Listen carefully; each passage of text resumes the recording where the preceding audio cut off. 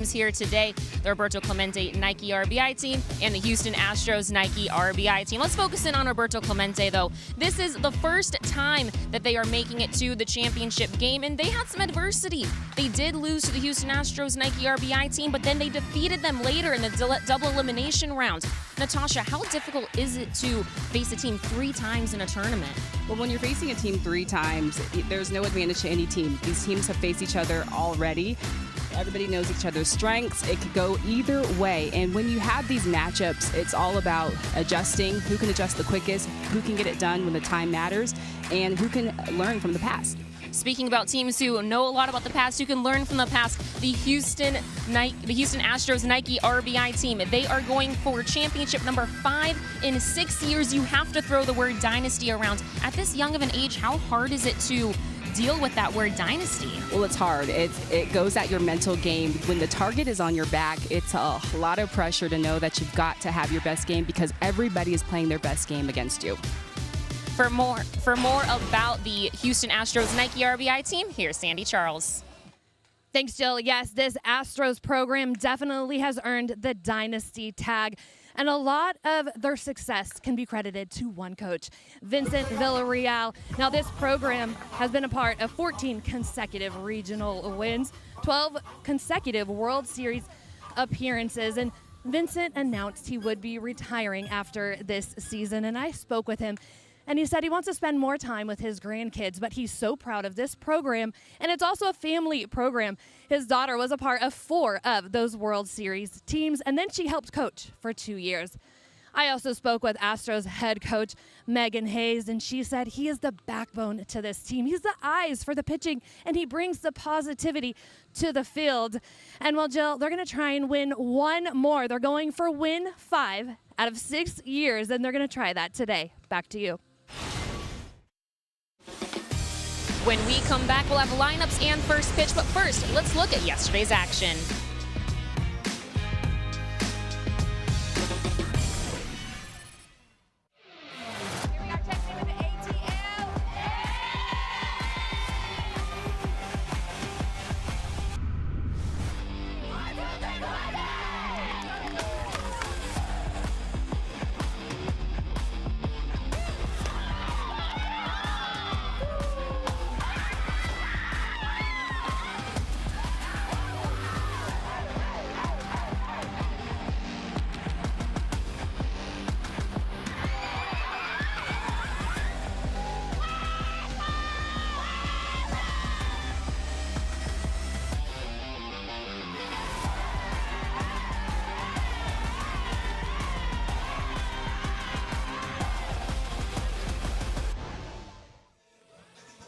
We are moments away from first pitch. Let's look at today's starting lineup, starting with the visiting team, the Houston Astros Nike RBI.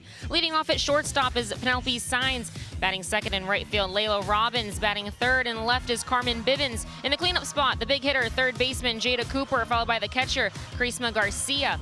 Batting sixth in the circle is Sarah Paniagua. Batting seventh at second base, Bailey Bonner, followed by the designated hitter, Courtney Jones-Caldwell. And batting ninth in center field is Jalen Latour. And then you can see there we have a flex at first base. It's Isabella de los Santos. That's one of the special things about softball. Natasha, walk us through what a flex is and what the positives or advantages are for the team to use them. Yeah, well, a lot of teams will use a flex to be able to take advantage. In this case, Sarah Paniagua in the 6th spot, she is a pitcher as well, and they want to have her bat in the lineup, and they want to have the flexibility of either having Isabella pitch or Sarah. But we will see Sarah start on the mound, but at any point in the game, we will see one of them playing first base if the other one's not pitching.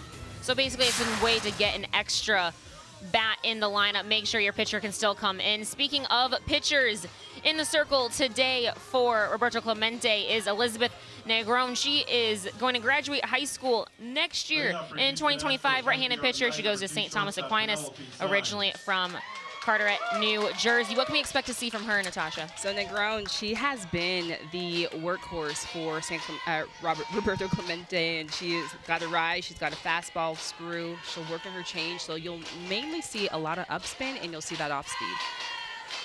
All right, here we are. We're ready for first pitch. A few minutes early, but we'll take it. First pitch swinging, lined into right field, a base hit, and that's the way to get things going. The throw over the head of the first baseman. So the right fielder, Botello, she was trying to throw out the speedy signs at first base. You see that in softball, of put out from right field. I think a little bit of nerves there. She overthrew it, but a base hit. And Sains just doing a great job of setting the tone for the offense for the Astros. Swinging first pitch, middle in, keeps her hands inside, goes right side, picks up the first hit of the day. Now Layla Robbins batting from the right side. Pitch misses high. No squaring to bunt here. Now, of course, both these teams can bunt. They can hit for power, but I expect to see the Houston Astros hit for power mainly, right? Absolutely. And the Astros' forte is they have power. They have bats. 1 through 9, they are so strong. And so early in the game, they are taking their hacks and swinging big. First pitch misses high. And to your point, Natasha, right now this is Negron who is missing high, living high, which can be risky with a power hitting team. Right, and whenever you're facing a team that has some big swingers, it's going to be important for Negron to start to mix in that off speed.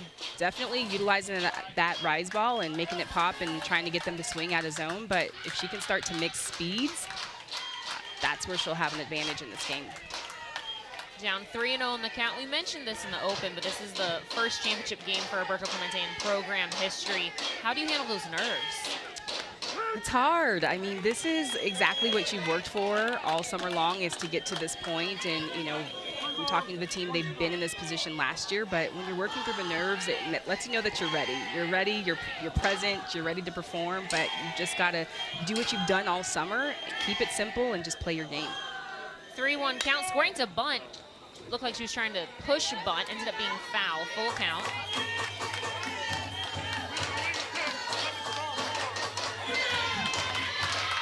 They're going to actually give her first base. I'm not sure if they're saying it hit her. I did not see a call there. See if you can see something from the replay. Carmen Bivens.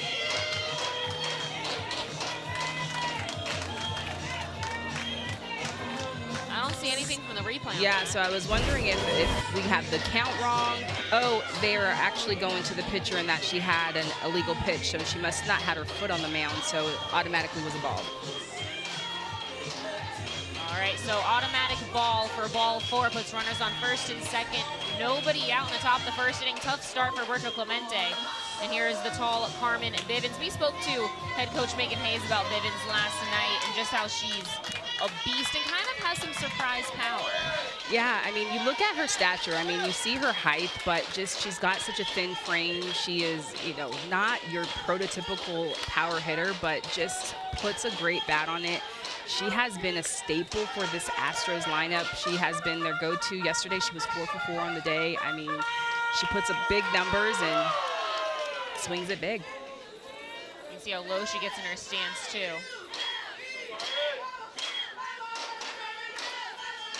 Oh, 1. Called strike, 0-2.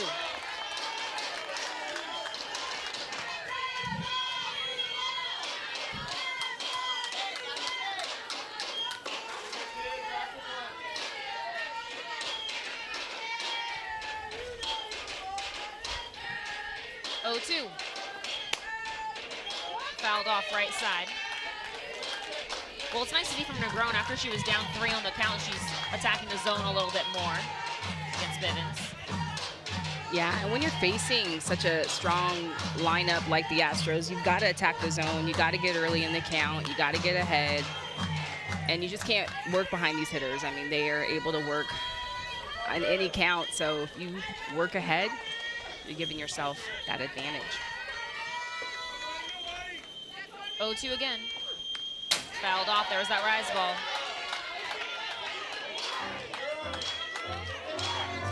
And I like that miss right there, that pitch from Negron, that rise ball out of the zone. And just take a look at where this is. I mean, 0-2. Bivens has to protect with 2 strikes, but that's something that's just going to be a hard pitch to hit. So I would keep it up there. Fouled off again.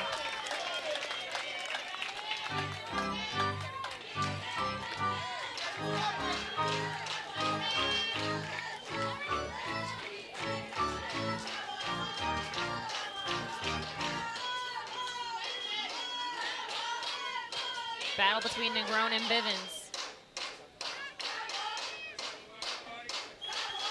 Here it is. Lined, fair to the left field side. They're sending Cyens. The throw goes to third, and the Houston Astros, Nike RBI, take an early 1-0 lead in the first. Still nobody out. Runners on first and second. 1-0 Houston Astros lead. Carmen Bivens is just so clutch. Take a look at this pitch. This pitch is up and in on her hands and exactly where you want it to be. But if you are Negron, you got to get that a little bit more in on her hands. But what Carmen Bivens does so well is get that extension, gets her barrel out, and is able to pick up that run. Astros up 1-0. Signs who scored. Robbins on second and Bivens on first. And now Jada Cooper, the third baseman, the cleanup batter at the plate. Pitch is high and out.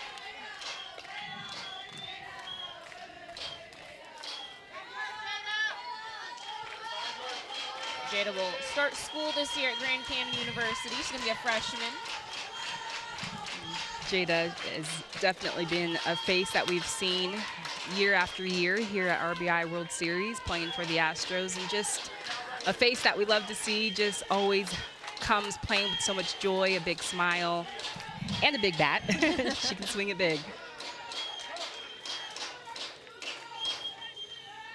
Do they call? Oh. Robbins needs to tie her shoe. Okay. I started trying to third base and oh no, how did she have an illegal pitch already? And I think maybe her hands are sweaty in her batting gloves, or, hey, coach, just help me out here.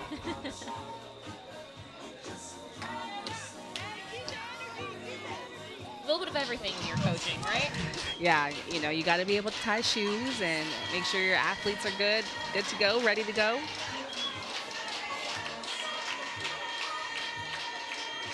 It will be a 2-0 count, still nobody out. Runners on first and second. 2-0 to Jada Cooper.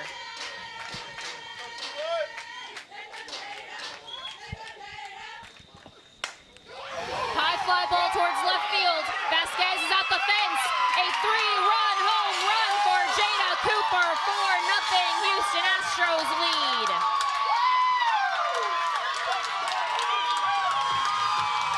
You said she has a big bat.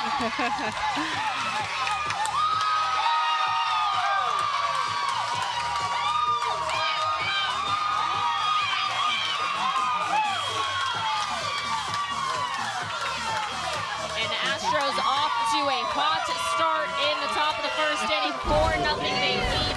Still nobody out. Yeah.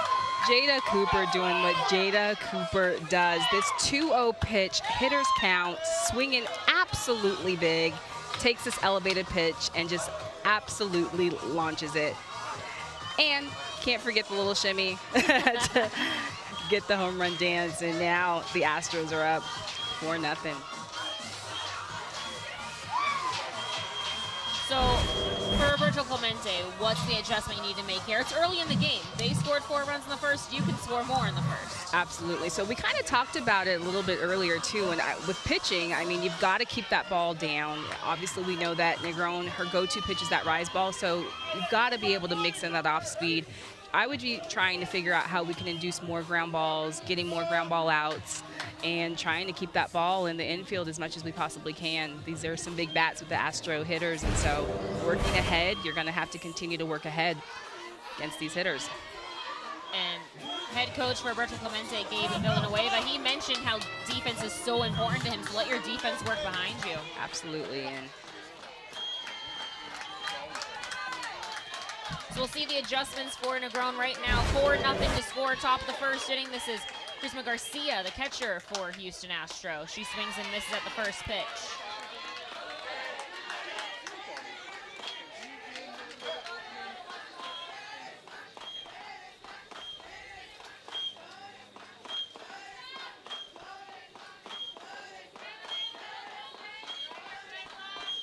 Oh, 1. Tad low, maybe out. But that's where you want to live. You want to miss low, right? that's a great miss. I was just going to say, I mean, beautiful location, keeping the ball down and away.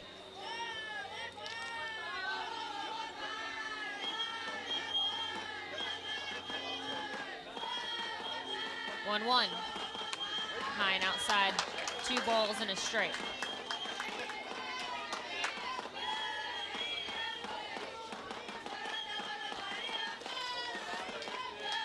Garcia at the plate. She did go to Texas Southern University. She just spent her freshman year there. 1-1. Fly ball towards right field. Botella goes back, makes the catch over her shoulder for the first out of the inning. And that's a big out for Clemente. I mean, just after giving up that home run to Jada Cooper, to be able to come back and attack the zone. Elizabeth Negron, first pitch, just going right at Charisma Garcia. That's a big out right there. And this is the pitcher, Sarah Paniagua. Swings the first pitch, popped up in the infield. Immediately, Sutton, the third baseman, calls for it, and there's out number 2.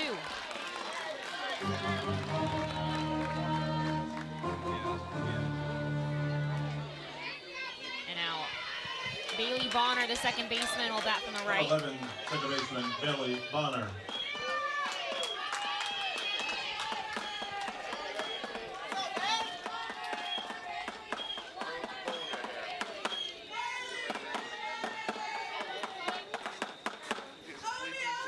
Here's the pitch. High and outside.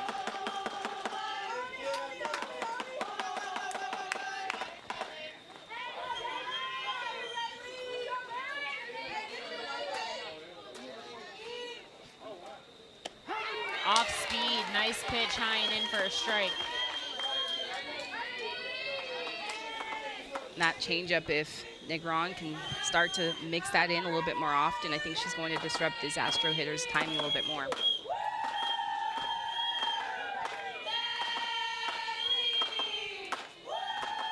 One. High and in, misses.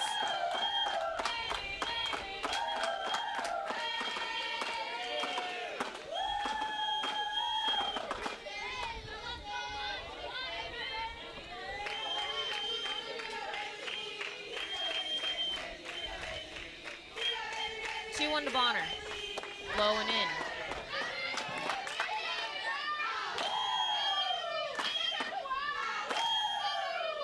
So here's how the inning has gone so far. A single walk, RBI single, 3-run blast by Jada Cooper, but then Negron able to battle back and get 2 quick outs, trying to make it 3 here. 3-1. That's low for ball 4. It's going to be a long inning for Negron here. Number 17, Courtney Jones-Caldwell. This is the designated player, Courtney Jones-Caldwell. She is a switch hitter. You can see her bat from the right or maybe slap. It looks like she's going to bat from the right side today.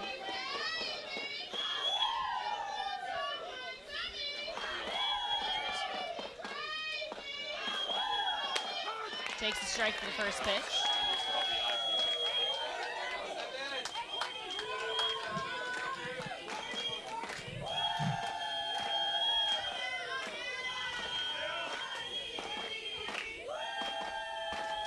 Squaring to bunt, gets it down, but it's foul. A good idea from Courtney Jones-Caldwell. I mean, she just does such a great job in that 8-hole of just trying to create some pressure and trying to work her way, or sorry, make some way to get back to the top of the lineup and trying to square for a bunt there and just reading the defense. The corners are playing back on her.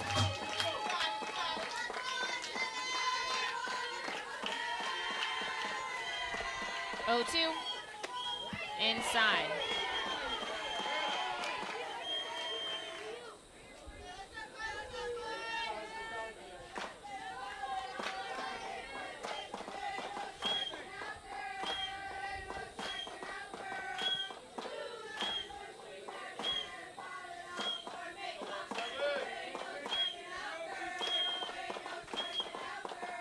One, 2 to Jones-Caldwell, high and outside, 2-2.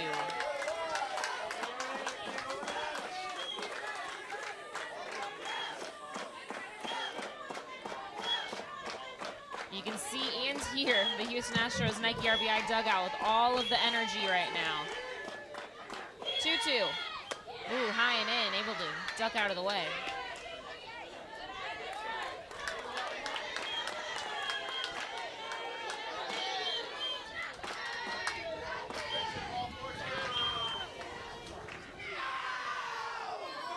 Two. Low for ball 4. Back-to-back 2-out walks given up by Elizabeth Negron. And Negron looks like she's just missing on those pitches. I mean, she's getting ahead and working ahead, throwing first pitch strikes, but just falling behind, and just needs to stay strong throughout that whole entire at bat. And once she gets ahead, just continue to attack her zone. That was Zoe Mays just went to have a conversation with her pitcher in the circle. First pitch, the number 9 batter, Jalen Latour, is high, and Latour is batting from the left side. I know that was what you did in your career as a first baseman. I despised it. I despised slappers. They always threw me off. Yeah, definitely defensively not fun defending slappers, but you know, I got to live best of both worlds, being a shortstop and a slap hitter, so I knew the fear and the pressure that it caused on defenses, so definitely use that to my advantage as a hitter in my offensive mind. 1-1 count, runner on second, Bonner on first is Jones Caldwell. The pitch, swing and a miss, strike 2. So if you were at the plate, how would you be reading the defense? What would you want to do right now? So right now, I mean, obviously, you know, I've got runners on first and second, so I'm going to try to think of anything that's elevated, especially facing somebody like Negron, if I can get it to the green. But cold strike 3 ends the inning. 4 runs score for Houston Astros. Nike RBI, they lead. Jada Cooper with a 3-run blast. When we come up, it'll be Roberto Clemente.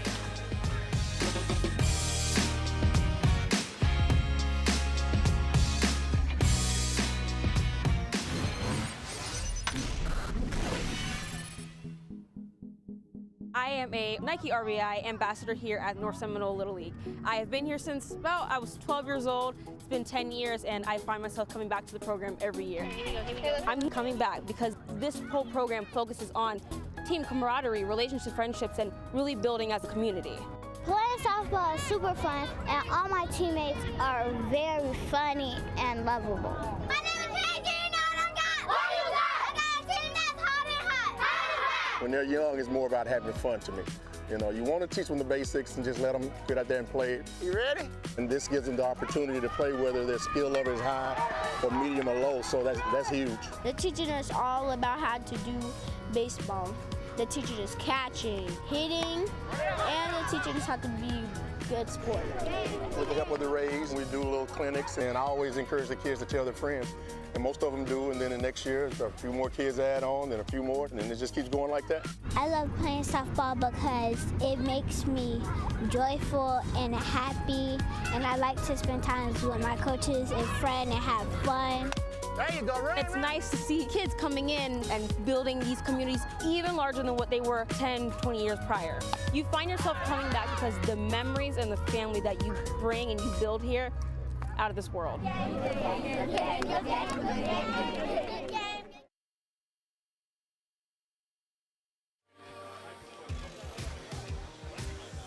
It's time for Roberto Clemente, Nike RBI, to take the plate. They trail by 4 in the bottom of the first inning. Leading it off is Jordan Ferrandino, followed by Jayla Vasquez. Batting third is Jeremiah Burchett. In the cleanup spot, Maya Sutton, followed by Lisa Frias. Batting sixth is Zoe Mays, then Cameron Pilato. And batting eighth is Mia Botello. And the designated hitter is batting ninth, and Gwendolyn Negron, the twin sister of the pitcher, Elizabeth. All right, here we are. Time for the bottom of the first inning. Roberto Clemente has their work cut out for them. The first pitch misses low to Ferrandino. They trail 4-0, and it is Sarah Paniagua in the circle for the Houston Astros Nike RBI. 0-1, getting down the bunt, but it's foul. One note about Roberto Clemente, Nike RBI team, they are fast, and they are going to get on base and try to create chaos. And that's what's so fun about this lineup. 2 different kind of offensive teams we've got the Astros with the big bats, and then we've got a lot of speed, a lot of small ball. Once they put runners on, they put runners in motion a ton for Roberto Clemente.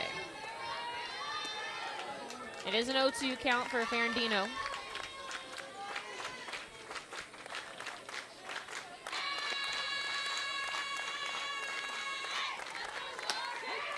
Called strike. Oh, I'm sorry, I had the count wrong. It's a 1-2 count. That first pitch was a ball. The second pitch, a bunt foul. That one a called strike, 1-2.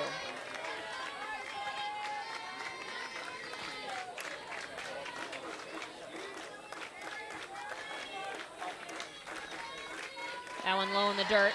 So for Paniagua, what can we expect to see from her in the circle? So Paniagua, she keeps the ball down. She's got an incredible changeup. I would like to call it a Bugs Bunny changeup. It changes speeds a lot, but she keeps the ball down. She's got a screw. Most of her natural spin, it trends down. 2-2. High. Ball 3.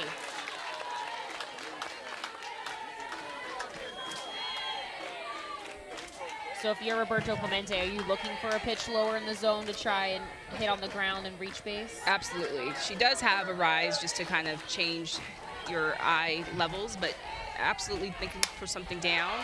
Hard ground ball to the shortstop. Sains throws to first, one away in the bottom of the first inning.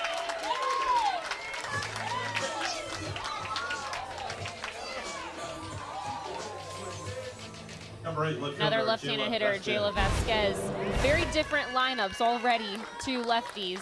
And then for Houston Astros, the one lefty was at the number 9 spot. Yeah, that was a great out by Jordan Ferrandino. That sends a great message. I mean, that was a hard hit ground ball, exactly what we were talking about, looking for something down in the zone that you can drive. And she did an incredible job of putting a good bat on that, and it sends a message to my offense like, hey, we can put the ball in play. Let's just keep attacking one pitch at a time. Vasquez slapped that foul down the left field side.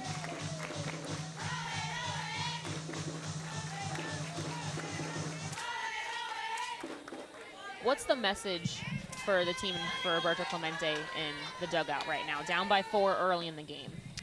The message is that we still have time left, and if we can continue to chip away, right now it's just all about getting runners on base. If we can get runners on base and just try to push one run across each inning, still got a lot of time. 0-1, low in the dirt. I think Paniagua struggling a little bit with the grip on the seams. That's the second or third one we've seen in the dirt like that. And those have all been on changeups that she's been trying to grip, and that's usually her best pitch right there. 1-1, line drive left field side. It is a fair ball down the left field. Bivens diving, couldn't get to it, and Vasquez stands on second with a double. First hit of the day for Roberto Clemente. Bivens lays out, couldn't come up with it. Runner in scoring position. And Jayla Vasquez just takes this pitch on the outer half and just gets a good barrel on it. Keeps her hands inside, elevates it a little bit, and she's got that speed. Is able to pick up a double. And Bivens did not miss that pitch. Yeah, and she had a good read on it. She had a good jump on it. Just honestly, if she had one more step, right, maybe she catches that. One down, runner in scoring position for Jeremiah Burchett, the catcher. First right-handed batter that Paniagua is facing today. There's a strike.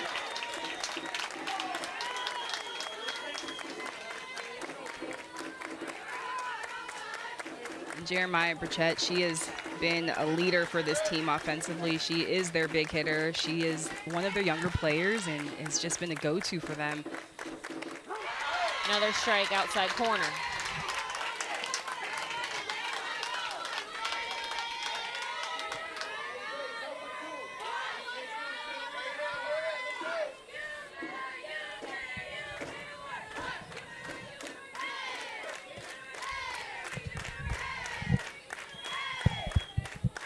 Oh, 2 outside.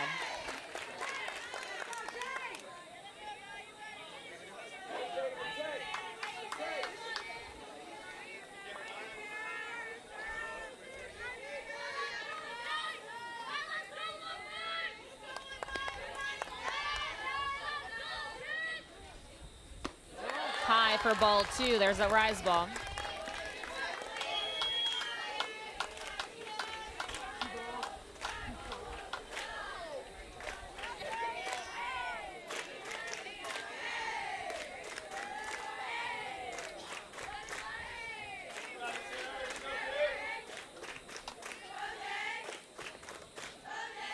Two to Burchett. Fly ball, right field side, but it is foul. One thing about the Houston Astros Nike RBI defense, their catcher Garcia, she's been a huge part for this team. But what I want to focus on is her softball IQ. She calls the game. That doesn't happen a lot, even at the collegiate level. Absolutely, and I think that that's one thing that I would stress to high school level athletes is, you know, catchers to be able to call their own game, just to be able to be in tune with your pitcher, to be a unit as a battery. You guys have that feel, and they have the understanding of the tendencies of the hitters, and I just think it's a tremendous thing that she is able to call her own game, and it speaks volumes about her. 3-2 count, 1 down.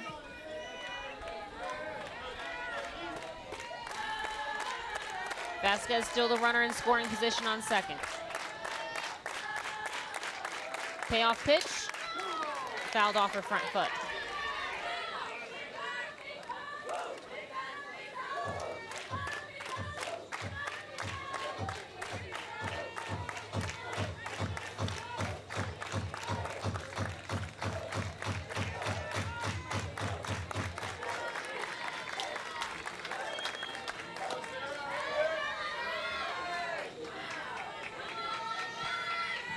Again. Again, fouled off. I've seen some great battles Just today. a battle.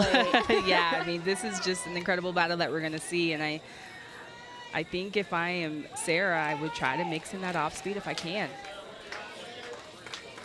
You have to wonder if maybe she's concerned about the grip, but I mean, you do have a 4-run lead. Yeah, and you just got to try to go for it. You got to try to find it, and since it's early in the game, you're going to know that you're going to have to rely on it at some point, so you got to try to find it soon. 3-2 popped up. First baseman De Los Santos misses it by the fence. Almost getting to it. It wasn't hit very high where she had time to get underneath it, but this will now be the 10th pitch of the at-bat. And that is just breathing life into Jeremiah Bridget. You can see her getting pumped up immediately when she sees that ball hit the ground, and she knows that she has another life. And pitch number 10 of this at-bat. Here it is. Ball 4. And look how hyped Burchett is. I love, that's my favorite thing about softball. You get so excited about a walk. It's amazing because it's the small things. It's the small things that lead to the big things. And she knows that that is building momentum for her team and for her number 4 hitter coming up behind her. And so I love it. Sending a message to her team like, let's go. Right. I mean, fans might be new to softball think, so what? She drew a walk. She drew a walk on 10 pitches. She has made the pitcher a little more tired. Now runners on first and second with the cleanup batter, Maya Sutton at the plate. 1 down. Pitch is high and in.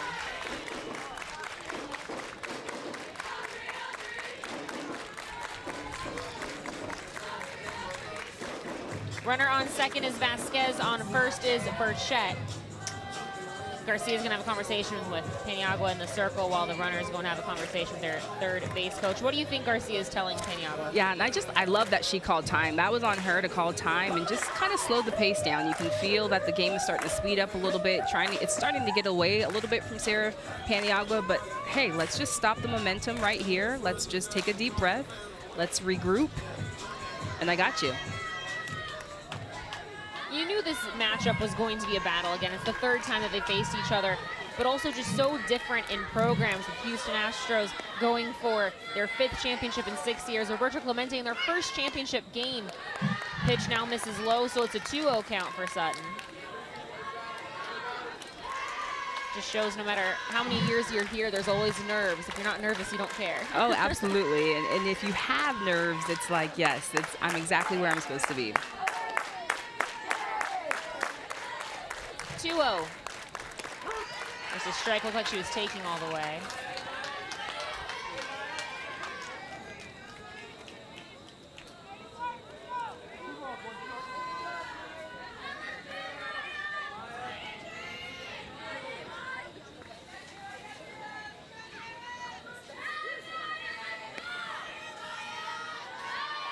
2-1 to Sutton. Fouled back.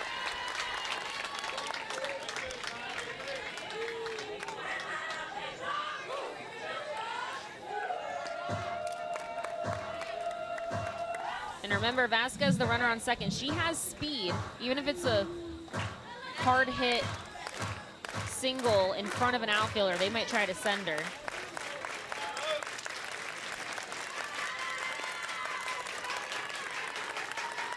Two. Grounded to the shortstop. She flips to third for the second out of the inning. Nice play by Sainz.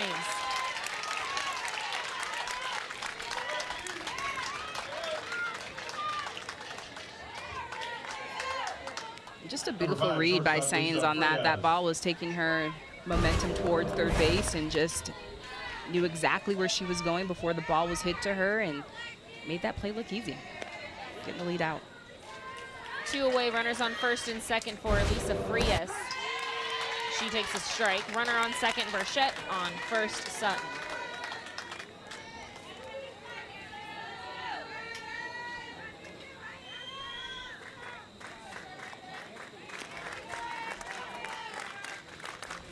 Oh, 1.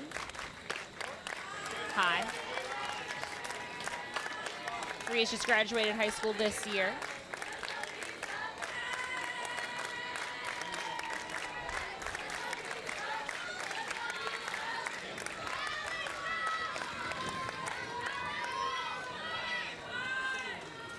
One. Low ball 2. Both teams have a good amount of young players with some older ones. I personally love having the older ones be able to share this experience with the young ones, get them acclimated for when the program continues to succeed in the future. Yeah, and you can see on both sides, both teams have trended with having that mix and that blend of the veterans and the newcomers. And, you know, you want those newcomers to come and be exposed to this environment and be able to play in this atmosphere and learn from the older ones. And that's how traditions get carried on. And, you know, we've seen it with the Astros. They've done it year to year, and we've seen some younger ones now breaking into the lineup, and also on the other side with Roberto Clemente doing the same thing. Hitters count for Frias, 3-1, 2 away. Low ball 4, the bases are loaded. Number 12, first baseman Zoe Mays. Got another lefty at the plate, Zoe Mays, the first baseman. 2 away, bases full.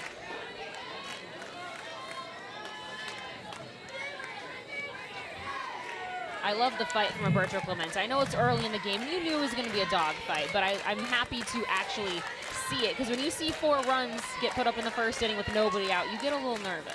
And you're always curious how the other team is going to respond and answer back. I mean, just their ability to put runners on base and just send a message like, we are here to fight. And so I love the fight that we are seeing so far and sending a message. Our head coach, Gabe Villanueva, he told us that yesterday, where we don't lay down for anyone. It's not over until it's over, and I love that message. The 1-0, strike at the knees.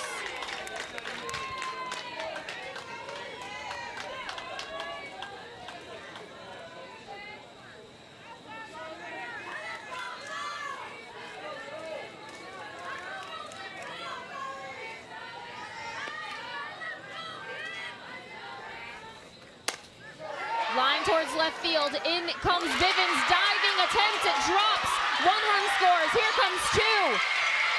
The play at the plate, not in time, 4-3 the score, a bases clearing double for Zoe Mays. Bivens almost had it in her glove as she made contact with the ground, it dropped, and we have a ball game here in the first inning. Just take a look at Carmen Bivens on this play. She was in good positioning and she had a good read, but at the last second it looked like as almost she had a little hesitation as if she needed to dive for that ball. But I think if she just kept on her feet and kept running, she would make that catch. And that's a big play right there, and some big runs for Roberto Clemente. This is Cameron at the plate, ground ball to third. Cooper throws to first, and that will end the inning. But 3-run score for Roberto Clemente. The Houston Astros Nike RBI lead 4-3. We're going into the second. You're watching Nike RBI championship game.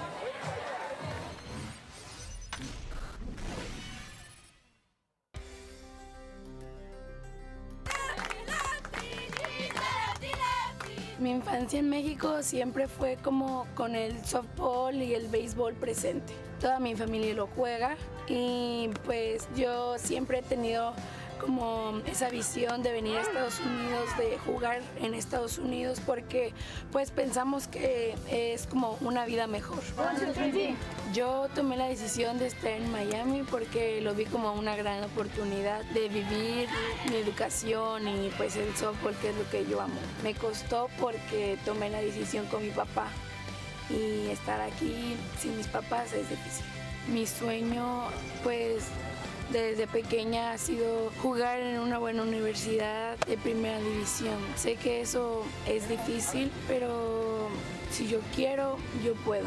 El torneo Miami Marlins RBI me va a ayudar mucho a que la gente me conozca, a que vea lo que yo puedo hacer. Y eso me puede ayudar a encontrar una buena escuela que me pueda ayudar, en la que yo pueda jugar y dar lo mejor. Para mí, Miami Marlins significa oportunidades, experiencias, pasión, amor, entrega, determinación. Welcome back. The Houston Astros Nike RBI lead the Roberto Clemente Nike RBI team 4-3 as we go into the second inning. Listen to Sandy Charles, who has more about the Houston Astros. Hey, Jill, thank you. Let's talk about Roberto Clemente and their starting pitcher, Liz Negron. Actually, I talked to her. You guys have mentioned the nerves all game long, and I talked to her before the game, and she did mention, she admitted that she is nervous, but she's hoping that it keeps her amped. She said it's her first year with this program, and she said she believes this is the team. They're mentally confident. If any team all week long was going to be the one to take out the Astros, she believes it's her team, but admittedly, she said she is nervous, Jill. And we talked about nerves, Natasha, where nerves is a good thing. Nerves is a good thing, and I always say to young athletes, when you are nervous, you are exactly where you're supposed to be. That means that you care about the moment, that you have some passion behind it, but I think too, like, let those nerves turn into positive energy. Let that fuel you, let that motivate you, and let you get through the game. This is Penelope Sainz at the plate. Now a 3-0 count. 4-3 the score. Close ball game at first. It looked like potential to get out of hands, but now 4-3. Houston Astros do lead. The pitch is a strike, 3-1. Yeah, I'm just over here with chills. I mean, my softball fan in me is just loving this. I mean, this is absolutely what we ordered, a dogfight on both sides, and so we are absolutely getting that. Popped into shallow right, lands in between Botello and Collado for a leadoff base hit.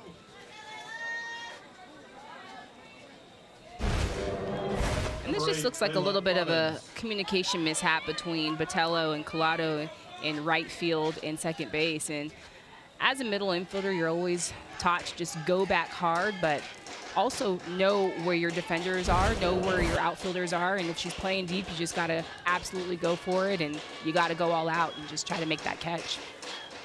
This is Layla Robbins. She drew a walk in the first inning. Another push bunt attempt. We saw it from her in the last inning. I don't even want to call it laying down a bunt, because it truly is more of a push. And it's almost a sneaky. She's showing it really late, so she's not completely sacrificing herself by showing early, so she's trying to get that as a hit as well and trying to be a little bit sneaky with it. 0-1. Fouled off. So again, in the first inning, the Houston Astros, they sent all 9 of their players to the plate. Negron, she threw 35 pitches in the first inning, but Paniagua for Houston Astros, she threw 33, so it is actually a fairly even matchup in terms of being tired between the pitchers. 0-2. Change up that missed time.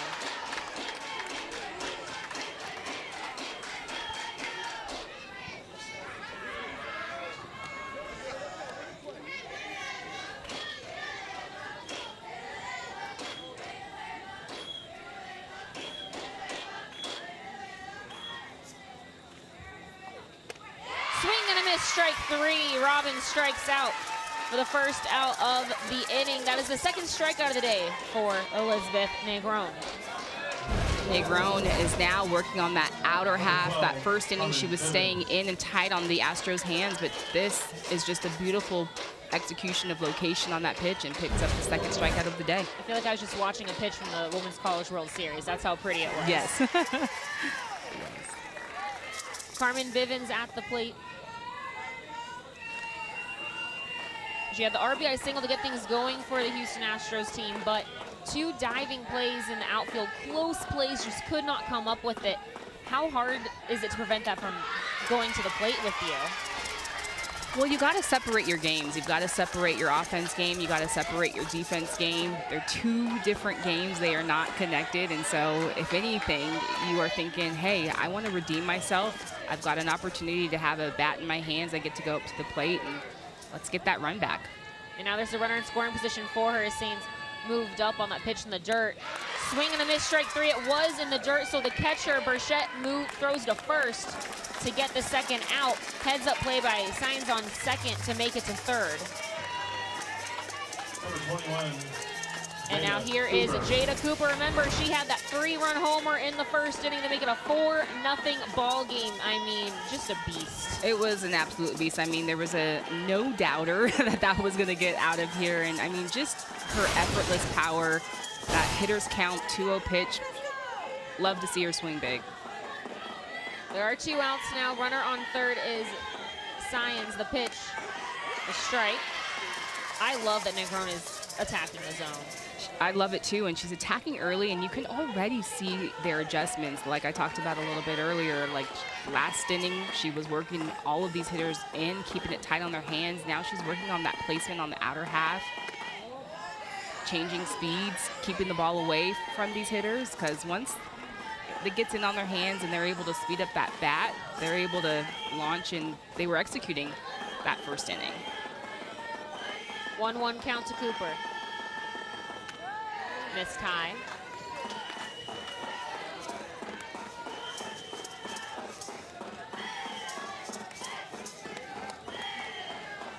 Rather long game already, almost an hour into it. 50 pitches by Negron.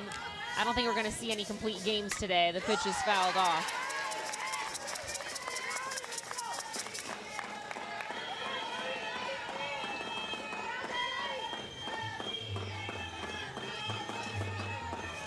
Two balls, 2 strikes, 2 away. Runner on third.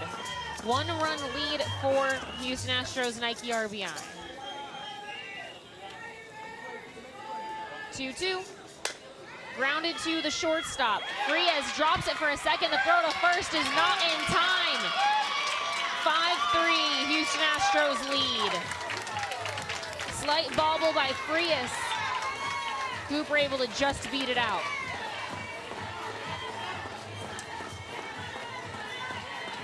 And Roberto Clemente, they talked about how the D game was going to have to be the difference. And on this play, Frias just gets eaten up. And on that ball, you want to be able to attack it as a shortstop. She goes back on her heels and lets that ball play her. And always, as a defender, try to go and get that ball. Garcia lines the first pitch into center field. Cooper moves up 60 feet. Runners on first and second, 2 away. Number 9, Sarah Peniagua.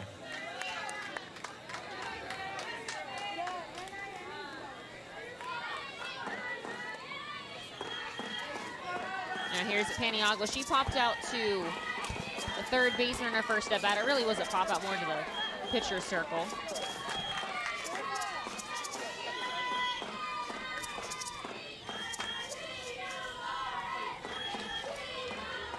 And they are pinch running at first. Janiyah Whitting is at first base. And remember, is it catchers running, or are we doing So no, well, usually you can have a courtesy runner for your catcher, and so with 2 outs, that is the courtesy runner for Charisma Garcia. I was about to say, because in softball, you can leave a game and re-enter, and then I looked down and realized it was the catcher at first base, so it probably was a courtesy runner. So again, in softball, it's different for my baseball fans that are joining us. So when you leave a game, if you're in the starting lineup, you leave a game, you can re-enter 1 time. but we have courtesy runners with 2 outs for catchers and pitchers. So that's what's happening there. Okay. Now that we're cleaned up, that's wrapped up nice present. Runners on first and second. 2 away, 0-2 count for Paniagua.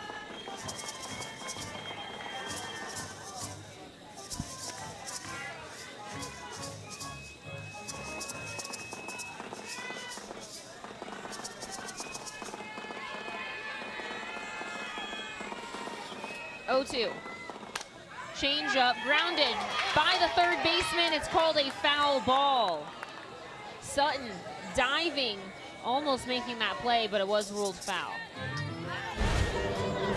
And just take a look at this ball. This is a close play for Sutton. That second bounce, you can see it's on the foul territory, and so umpire had it right. It's foul ball.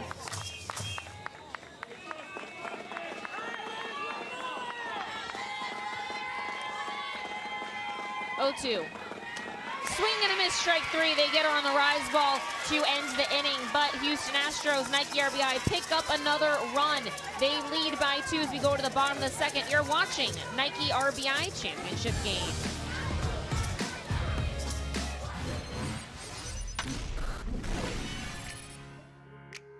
We're at Mama Johnson Ballpark, and I'm proud to say that Mama Johnson was my mom. She was so into everything here to help the kids and the parents around. She's the reason why I'm doing this. Softball now has become my love because I get to coach all these kids here in Hoboken. It's just a family surrounding. We have a lot of police officers that are on our coaching staff. I'm a Hoboken police officer. I've been a police officer for 15 years. Go, run, run, run, run! With the softball organization, I coach the girls and guide the girls. You get the second, you're watching. Anthony's daughter, she's been with us since she's 5 years old. My dad teaches me how to push off the mound. There you go, kid.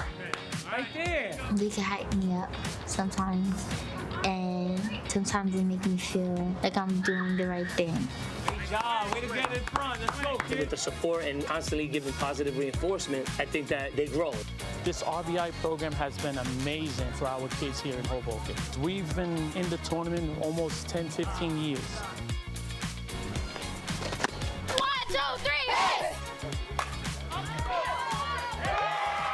Going to the World Series, I mean, it was extremely important for these younger girls to see that last group go and say, oh, wow, I want to be a part of that.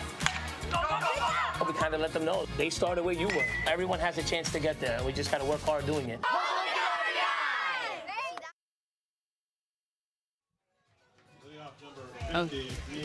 It's the bottom of the second inning, 5-3 Houston Astros Nike RBI lead, and we are joined by 2-time Olympian Jenny Finch. Jenny, thank you for being here today. Yeah, absolutely. We are so excited. So you've been here since, I believe, Thursday, you said, and you're at the banquet yesterday, and we're here with your former team. I know you guys have been playing together since you were 12 years old. What does this tournament mean to you? It's so special, and I think just to see the development over the years, that's the most exciting part. Every single year, it just gets better, tougher competition, just stronger, more mature athletes, and it's because of the MLB development that they're pouring in, these RBI programs all across the country, these coaching staffs that are taking it next level, and we're seeing now kind of the fruit of the labor here each and every year. Yeah, just when we do our developments, what are the things that you love the most when we get to work with these athletes? I think what stands out most is just the hunger and the drive and the motivation. These girls maybe don't have the opportunities that a lot of travel ball kids do, and so when they come in, they are sponges, they're excited, and you could just see their eyes light up. And I love getting to witness them meeting Natasha Watley, and not only meeting her, but like standing in the batter's box or, you know, throwing live with her on the field, defensive work, and in the batter's box, and it's just hands-on opportunities and experiences that these young girls have been able to get. That was Botello, who just popped out for the first out. And let's not downplay the fact they get to meet you, Jenny, as well. I mean, both of you guys, such huge names in the softball world. I was just saying in between breaks, high school Jill would be freaking out if I got to say I was in the booth with the two of you. Speak about how you've seen the softball world grow even since when you guys were playing professionally. I know, we talked about it last night at the banquet, and it was just like we grew up and was able to do things that we didn't see, and the opportunity wasn't there. But these girls are growing up in a whole different age, and you know, my 11-year-old daughter, Tasha's daughter Carter, 2-year-old, but still, like, she's seeing women at every stage. She's turning on the TV and seeing softball at every level, collegiate level, high school level, and even AU. You know, there's just so much opportunity out there, so I cannot wait to see what these girls are going to accomplish, having seen it. It's so exciting, such an exciting time for not only our sport, but just women in general. And how the sport opens up so many avenues. I mean, for me, I played D3, and now here I am sitting in a booth with you guys. So it's really fun to see where this sport can take people. A diving attempt by the center fielder, Latour. They say that she did not hold on to it. Such a close play. But Negron, the designated player, is on to start it off in the second. Yeah, and just a beautiful piece of hitting from Negron, and just being able to stay through that pitch and stay through it, ropes it hard to center field and picks up a hit on the day. So one of the big parts of this tournament is also the banquet, which happened last night. I know both of you were able to attend. What was that like? I think you spoke as well, correct? Yes, we both spoke, and it's just a fun night and really a celebration because every team here is a winner. They won their regional to get here, and so just a celebration. Like, yes, there's only 2 teams in the championship game, but you're a winner standing here, getting to experience this week here at the Jackie Robinson training complex, and just what a thrill that is. And then we just kind of get to share our hearts, and last night we were both kind of Tasha talked about the slow burn of just, it's a grind. It's a daily grind. And yes, there's highs and lows, but it's about consistency. It's about showing up. And just like you talking about, you never know where you're going to end up. I think that was our story last night. Like, you never know where the game's going to take you, what opportunities are going to be there. And just encouraging these ladies, like, stay at it, stay at it. If you just show up, you're going to be better than 80%. Just keep grinding away, and good things are to come, just like this week was for them. That was the second out of the inning. It was for Ferrandino who bunted, and she made contact with the ball out of the box. That's why it's out number 2. Runner on first is still Negron. Yeah, Jenny, talk about, I'm going to get into your pitcher brain, and we have fun talking about pitching and more strategy, but just over the years of just seeing all of the different pitchers that have come here at RBI World Series, what are the biggest differences that you've been seeing over the years? I love just the fundamentals, maybe athleticism, you know, just them being able to use their bodies in ways that they just look so much more balanced, more in control. And it's because, like, they can see it. You know, these girls can look up any drill and look up and see pitchers at every single level. So it's just so exciting to see all across the board, the talent level. And I was talking with the Houston coaches in the dugout just a minute ago, and they were saying how Charisma, you know, she's a quarterback now, and before they called the pitches, but they were saying how great it is now that she's able to call the pitches and what a great job she's doing. And I love that because that's what it's all about. It's about developing the players, empowering them to then be the ones. And so that's, you know, just one prime example of just what Coach Megan and the Houston Astros RBI program has been able to do and develop in these kids. 2-1 count, 2 away to Vasquez, and it's high, 2 balls, 2 strikes. So what would you say your recipe is for a perfect pitcher? Like, what is that blend? Is it spin? Is it location? Is it velocity? Like, what is the best recipe for a perfect pitcher? I think a little bit of everything, you know, if I can do that, if I can say that. But no, and I love because it's, and we talked about this last night too, like finding your strengths and buying into your strengths and believing in your strengths and not trying to be like other people. So find out what you're good at, and obviously never stop developing and, you know, turn your weaknesses into your strengths. But, you know what you're good at and hit that spot and go at these hitters with your strength. We talked a lot about grit, and like, yes, now these girls, a lot of athletes across the country have the fundamentals. They have these pretty swings, but like, who's the gritty one in the box that's going to go in there and compete? And honestly, it comes down to, like, yes, you have those fundamentals, but like, who's going to be the one to find a way? Like, it may not look pretty, it may not look good, but who's going to stand in there and get the barrel to the ball? And same thing, who's going to attack the zone from the mound? So a combination of, yes, the physical attributes, but more importantly, just the mental game and the mental strength that it takes to endure and to compete and fight in battle. We've seen some mental toughness today, a lot of long at-bats, including this one. 3-2 count, 2 away. Pitch to Vasquez. Lined into center field, a 2-out base hit. Negron advances to second. Runners on first and second, 2 away for the catcher, Burchett. Jayla Vasquez, she is having a day. She is on it. She is on the money. I mean, this is hitting 101. UTM hitting it up the middle. I mean, this ball is middle out, and she just keeps her hands inside the ball, drives it up the middle.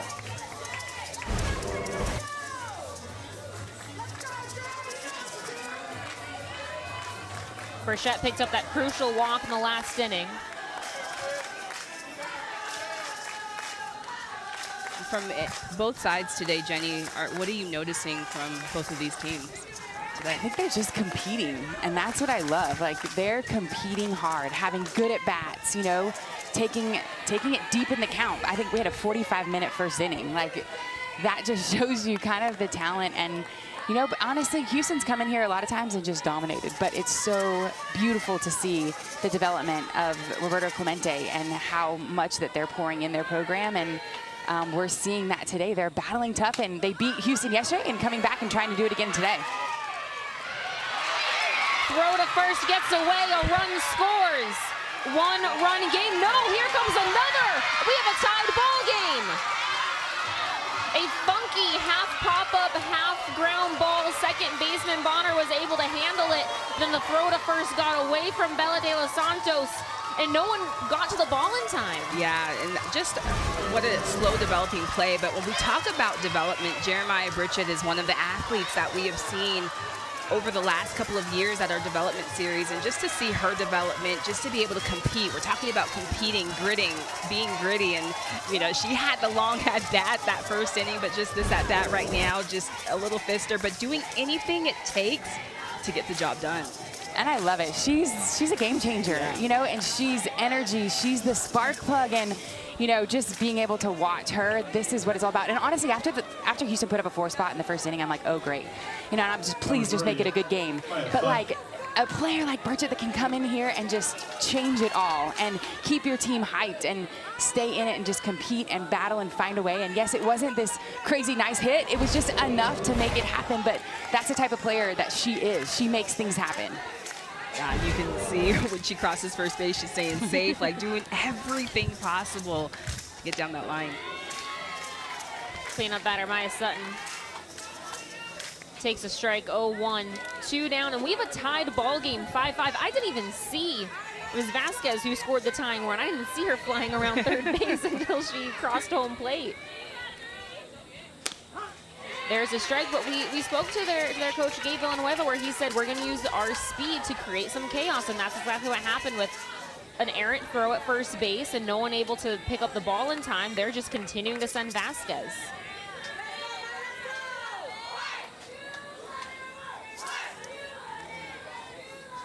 Oh, 2. Tad outside. So, Jenny, as a pitcher, how do you handle this type of inning? How do you bounce back from that? Yeah, you know, it's tough. It's tough when, you know, your defense, and in the first inning you had the pop-up, that foul ball, that would have been out of it for Houston, you know, and the pitcher did her job. Lined over the head of the left fielder, Bivens. Burchett being waved around, she scores, and Roberto Clemente takes a 1-run lead. 6-5 the score.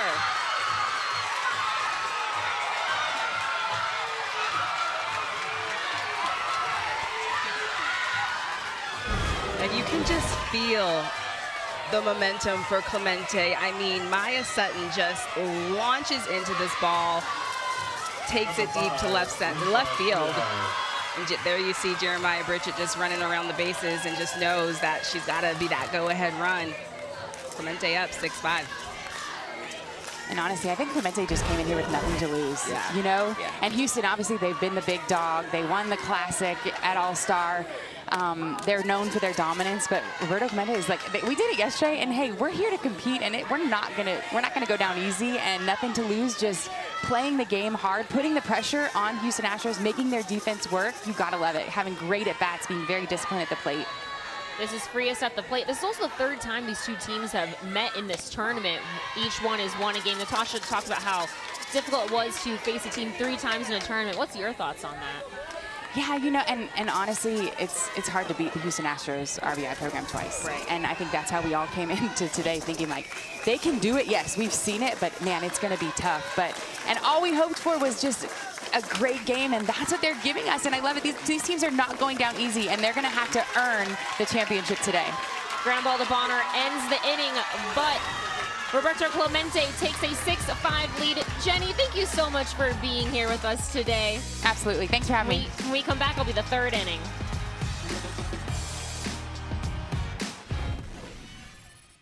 Let's go, let's go, let's go. Always something to do, okay? So we're here. We're going to field the ground ball. We're going to come up. All right, Genesis, remember, we're ready. We're down, we're down. Bat up. Yeah, good job. I like that. Give me a fist bump. Yes. Coach Chadwick works tirelessly just to teach the values of the sport, but also off the field and what it means for your character and your development as a person as well. She's one of our best coaches, our leaders. There you go. Good job. We honored her with our Women's Coach of the Month award. We're from the Oklahoma City Baseball Club and their Rookie League Foundation. We're here to honor you. Congratulations. Congratulations. She really takes the time to get to know her athletes and her students. She just leads by example. You gotta lead by example, okay? Be positive. Be positive. Everybody's doing great. She's fantastic. She loves those girls. They listen to her. They hear her. I should hear y'all guys in the dugout. Let's go, Haley! Let's go! She's teaching them the game in a way that's really, truly so much fun. Hey, y'all guys are doing great. I like it. Our kids can't be travel ball kids. That's not a resource that's available to them. And by Major League Baseball and Nike stepping in, it gives them a chance to play the game they otherwise wouldn't get to play. I hope the support system they build, the lessons that they learn, that they're able to apply that in their life and that every single one of them is able to have a successful, happy life.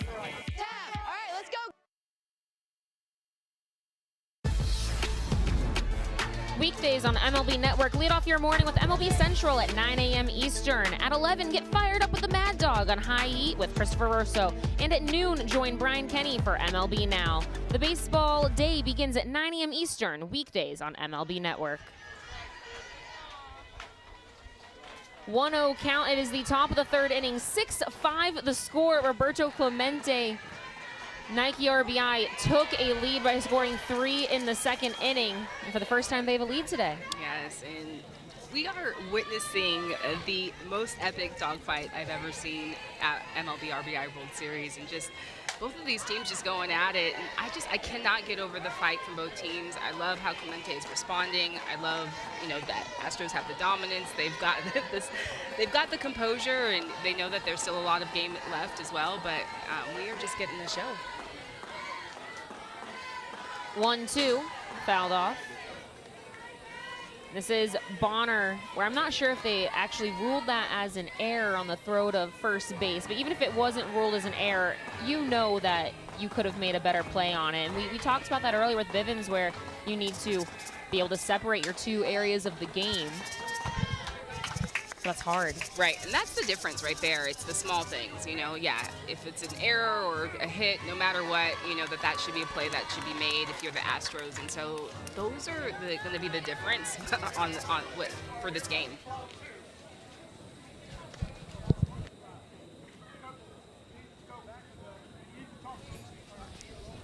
And I believe they called another illegal pitch, so it's a 2-2 count.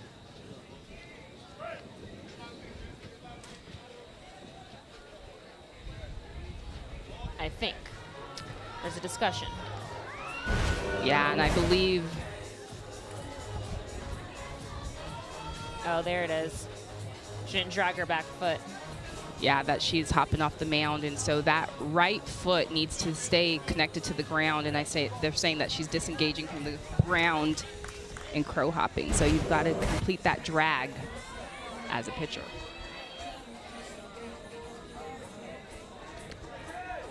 I wish Jenny was still here. We could ask her Yeah, how do you deal with that. The pitcher stuff, I'm like, that's totally a Jenny question.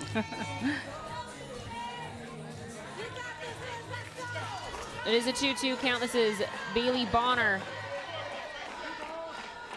Okay, so let's talk about the mental side of the game for Houston Astros. You're up 4-0 with nobody out in the game. All of a sudden, you're down by 1. what do you need to change?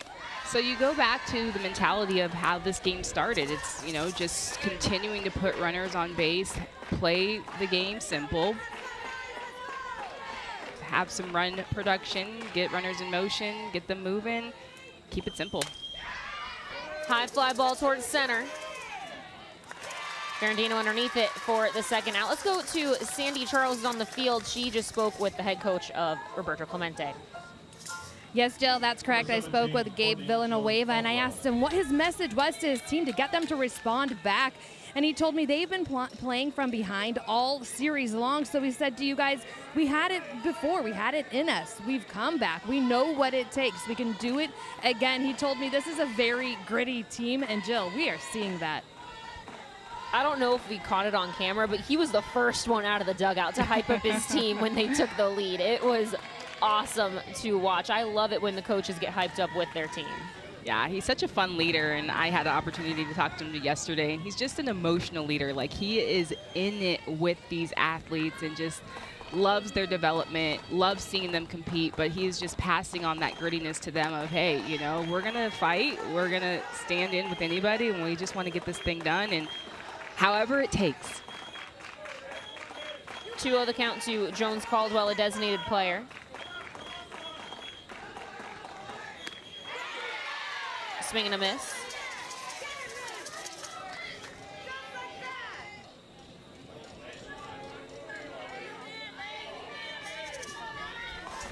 And he also has led this program to the championship game for the first time in program history. 2-1, squares to bunt, pops it back, foul.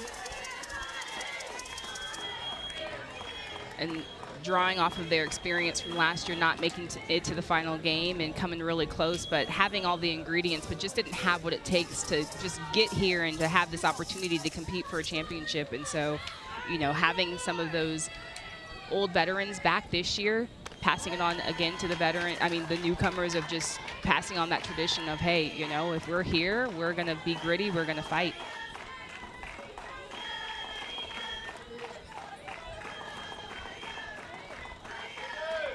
Payoff pitch. Popped up again towards center. Ferrandino, out number 2.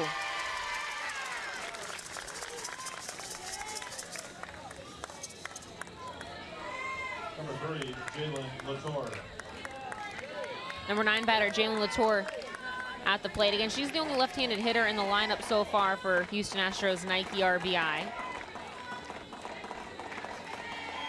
Did graduate high school this year. Pitch is high and in. She's their lone slap hitter in the lineup, and you can see the defense making a shift. Center just went to left center. Left field is shading a little bit more. The left field line. And everyone in infield is coming in as well.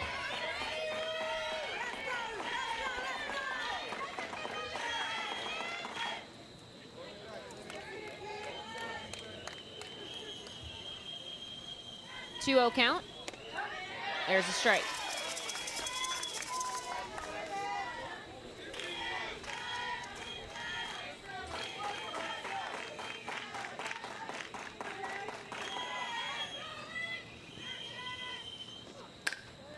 Slapped foul.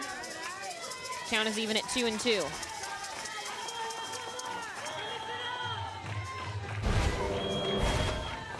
Just take a look at her hands, just keeping her hands inside that ball, and just needs to get that barrel a little bit more out in front. Put that ball up the middle. 2-2. Again, foul. So basically she's late. She's a little bit late. And also, too, sometimes as a slap hitter, some common mistakes are starting to bail too soon towards first base. So you want to try to maintain that continuous motion towards the pitcher. Sometimes when you start to bail, that messes up with your bat barrel and causes you to be late with your timing, with your actual bat and your actual swing. 2-2. Low ball 3.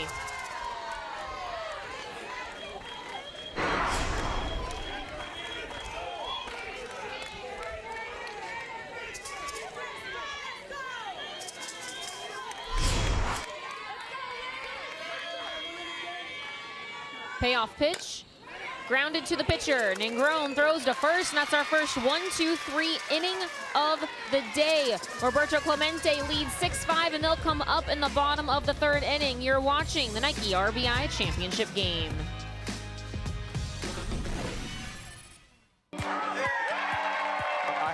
Softball organization, a fast pitch for girls, and this place was an idea for them, but my wife ended up taking it from there, so she started and built the field house to support our girls that then ended up turning into what you see today. For my girls, it's given them a second home to have. It's a family-oriented facility. This has made them better as athletes, and that's what you want.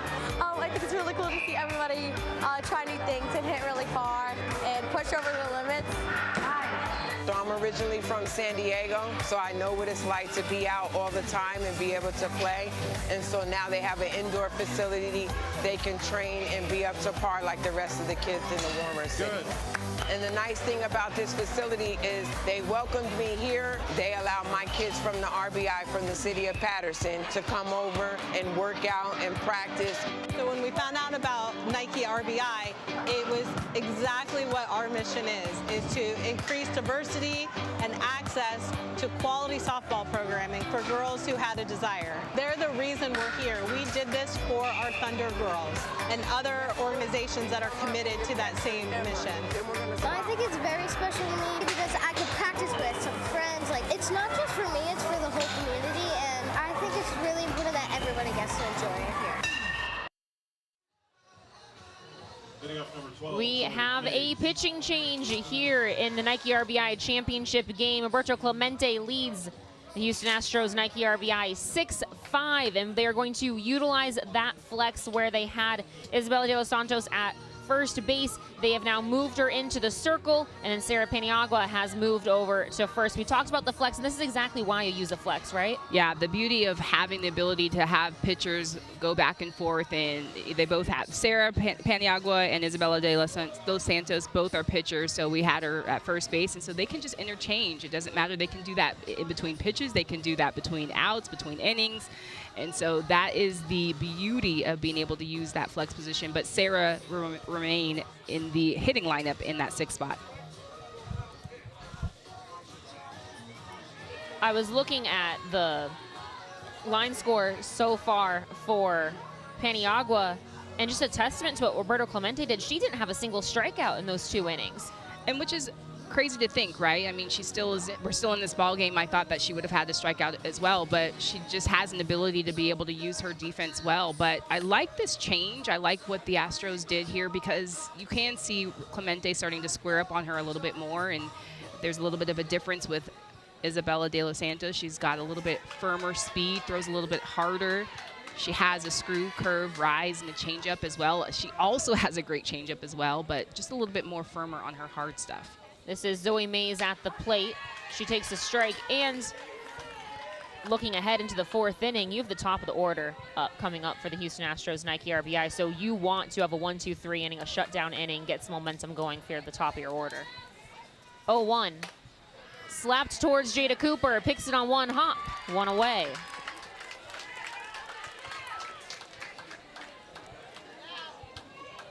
Number 23, second baseman, Cameron Collado. Cameron Collado, she grounds out to third in her first at-bat. And De Los Santos, she's been with this program a long time. She actually, I believe, was the winning pitcher last year in the championship game. I know she started it. I think she was named the winning pitcher. Yeah, and just the experience and just the versatility that the Astros have. And I like the idea of having Sarah Paniagua start, just giving a different look, but just knowing that you have that closer and that experience in someone like Isabella de los Santos. And that, frankly, is the big difference between these two teams. We've talked about it. Houston Astros, so much experience here. Roberto Clemente, not as much, especially in the championship game. To be able to bring in your closer who has been here, who has won the game for you, that is such an advantage. 1 ball, 2 strikes. Swing and a miss for strike 3. Collado strikes out for the second out of the inning. That's the first strikeout for a Houston Astro Nike RBI pitcher.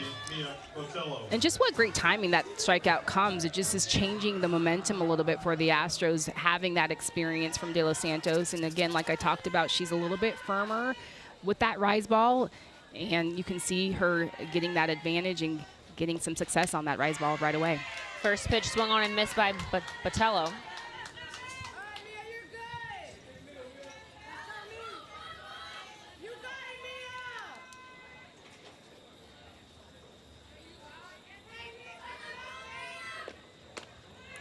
Oh, 1 misses.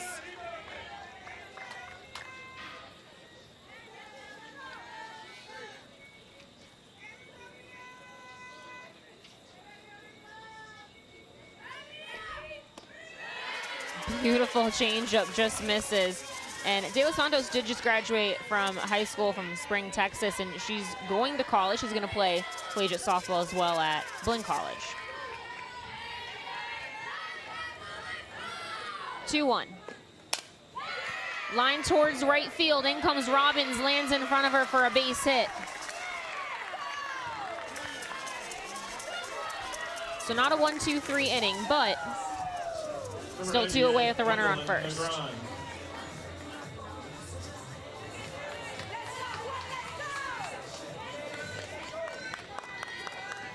This is Gwendolyn Negron, designated player. First pitch is high. Would you believe he said that I'm his little sister? I was like,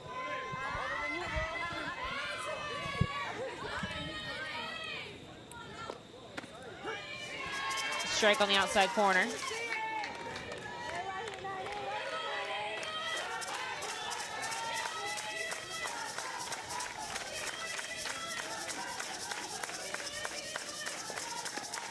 Outside ball 2.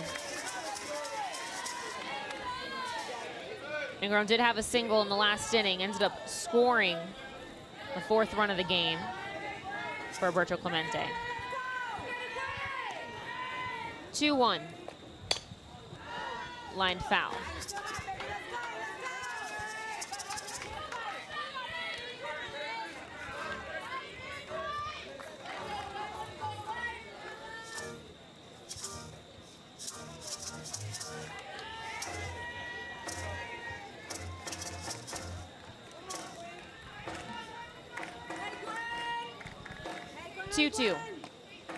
High, ball 3, full count 2 away. Botello, the runner on first, will be off on the pitch.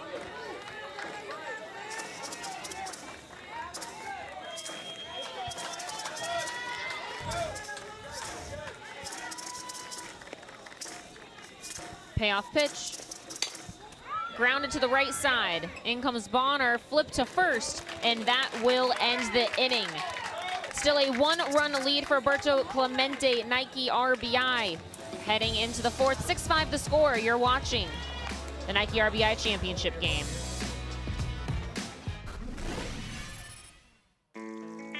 Nike RBI is a big part of really our overall growth strategy. In Birmingham, there's really 2 organizations that work with RBI. Both are growing. And it really gives us a real hope that, Major League Baseball can really have an impact in this community.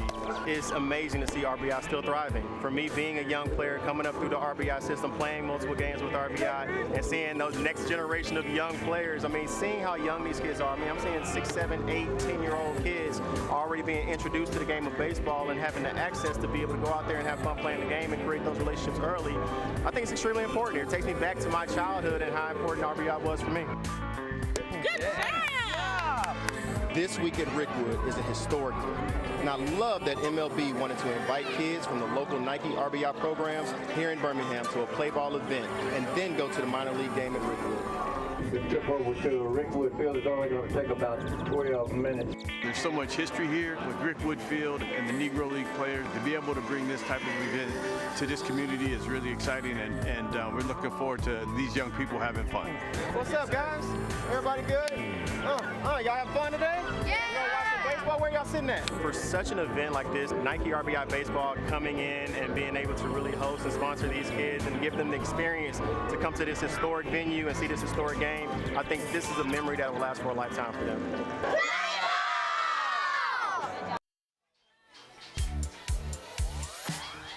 to the plate and get ready to play ball, the show for kids where you can learn about hitting, fielding, and everything in between from the real pros. Every swing is a hit on Play Ball. Saturday mornings at 10 Eastern, only on MLB Network.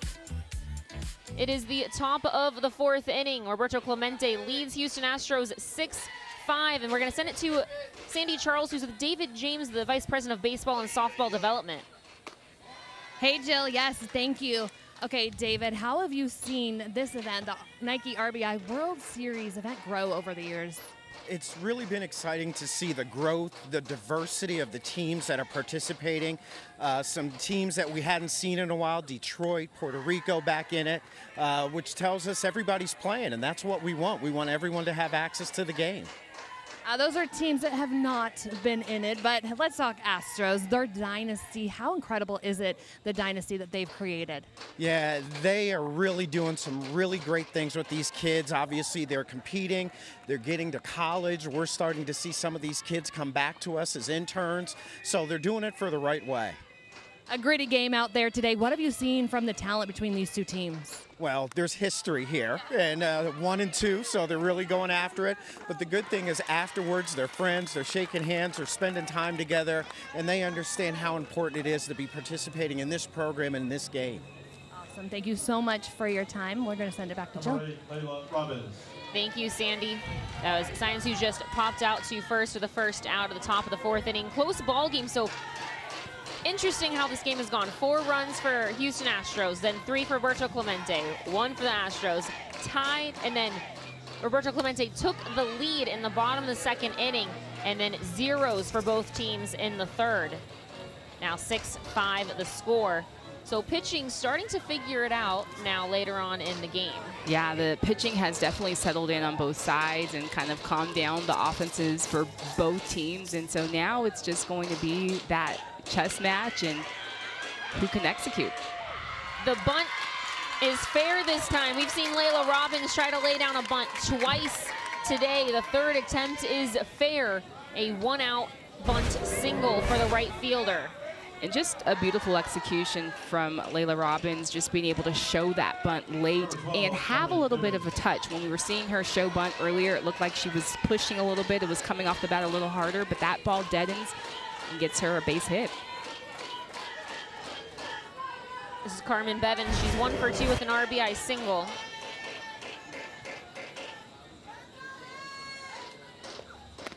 Pitch is outside.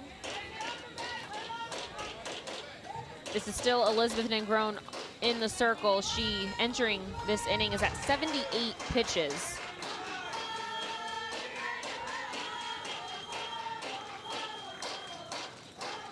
(1-0). Lined. A fair ball down the left field side. Rolls all the way into the corner. Robbins being waved around. She'll score easily. Bivens to third. The throw not in time. An RBI triple ties the ball game in the top of the fourth inning. 6-6.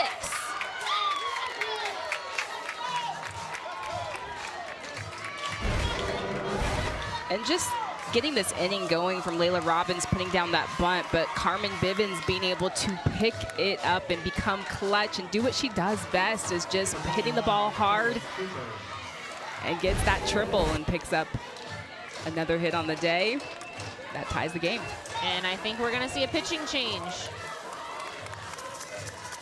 So that was it for Negron.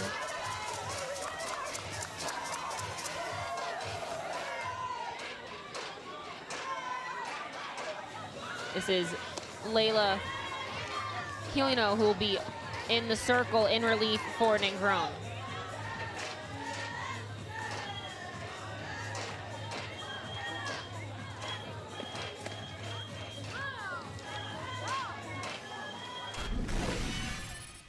We are here in the 2024 MLB Showcase in Puerto Rico. We are bringing together the best talent on the island. We have more than 80 players that have the opportunity to showcase for the different MLB clubs. There are several players that are participating in this event here that belongs for the RBI program. It's very important how the RBI have the opportunity to bring kids to these events. Nike RBI has been really important to me because it has helped me a lot. It just opened doors for me. I started catching better at that time. I started hitting better. and it has helped me a lot in the rest of the process to get here. My favorite part of Nike RBI is the competition, the style of play, the quickness of the game. I have traveled the world, technically. I have gone on a lot of travel ball tournaments. It's very important to grow the RBI here and continue doing the same job with all the initiatives in order to give the players the opportunity to play the game and also to be a very good person, very good student, very good citizen for the island. Nike RBI has helped me a lot. It has made me a better person, better player, and a better...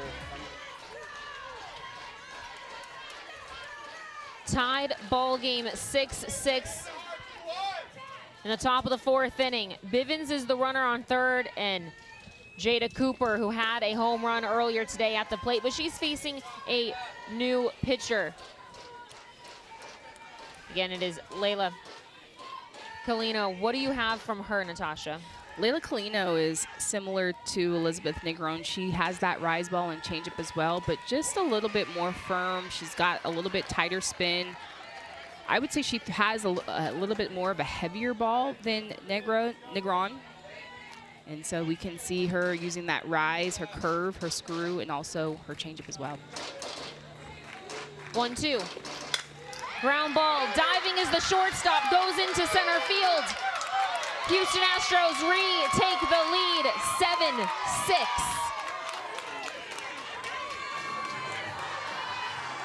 And we'll send it to Sandy Charles, who's on the field. Hey, Jill, yes, I'm joined by Layla Robbins, who put down that bunt. Now, Layla, your coach came over to you and said, we don't take the lead without that bunt. How were you able to get the ball down? Just a lot of focus. I have my team behind me, and I'm just like, I have to put it down. I have to do it for my team.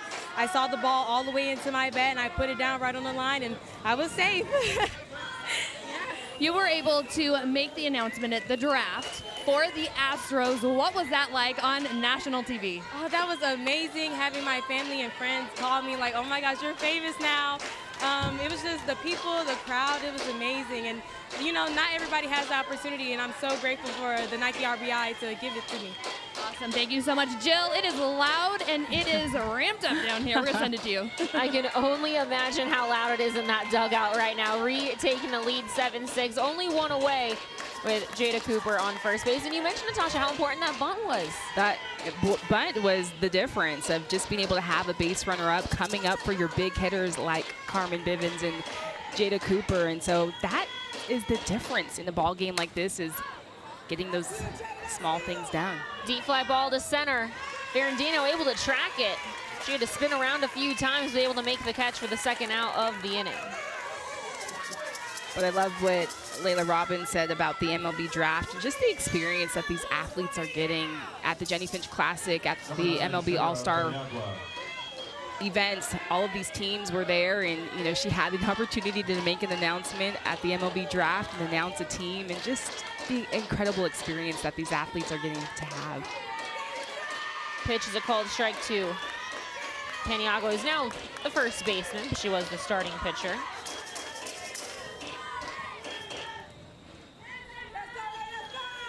Oh, 1. Misses.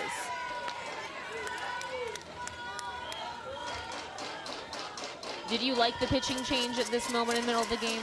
I do. I like it. I feel like, you know, with the Astros, you got to change it up, give them a different look. And definitely with delivery from Colino, she's got a little bit of a hitch in her windup, so just it's going to disrupt timing a little bit more. And Jada Cooper can do it all, just stealing second base, puts a runner in scoring position. And you just gotta love it. Jada Cooper is such a baller. I mean, just so unexpected. If you see a power hitter like her, someone of her stature, you're not thinking that she's going, but she's so athletic. 2-1. Called strike 2-2.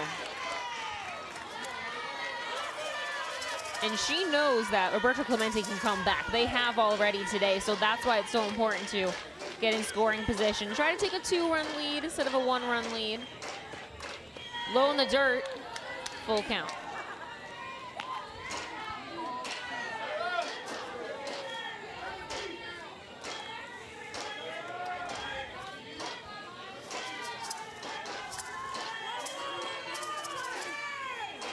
Payoff pitch.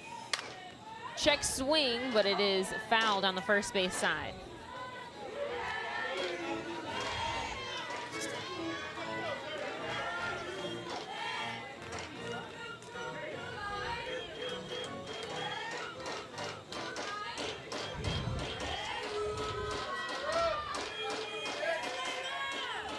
Payoff pitch again. Cole, swing and a miss for strike 3. Paniagua strikes out swinging to end the inning. Houston Astros Nike RBI score 2 and they lead by 1. We come back at the bottom of the 4th inning. Let's look at Layla Robbins' draft pick.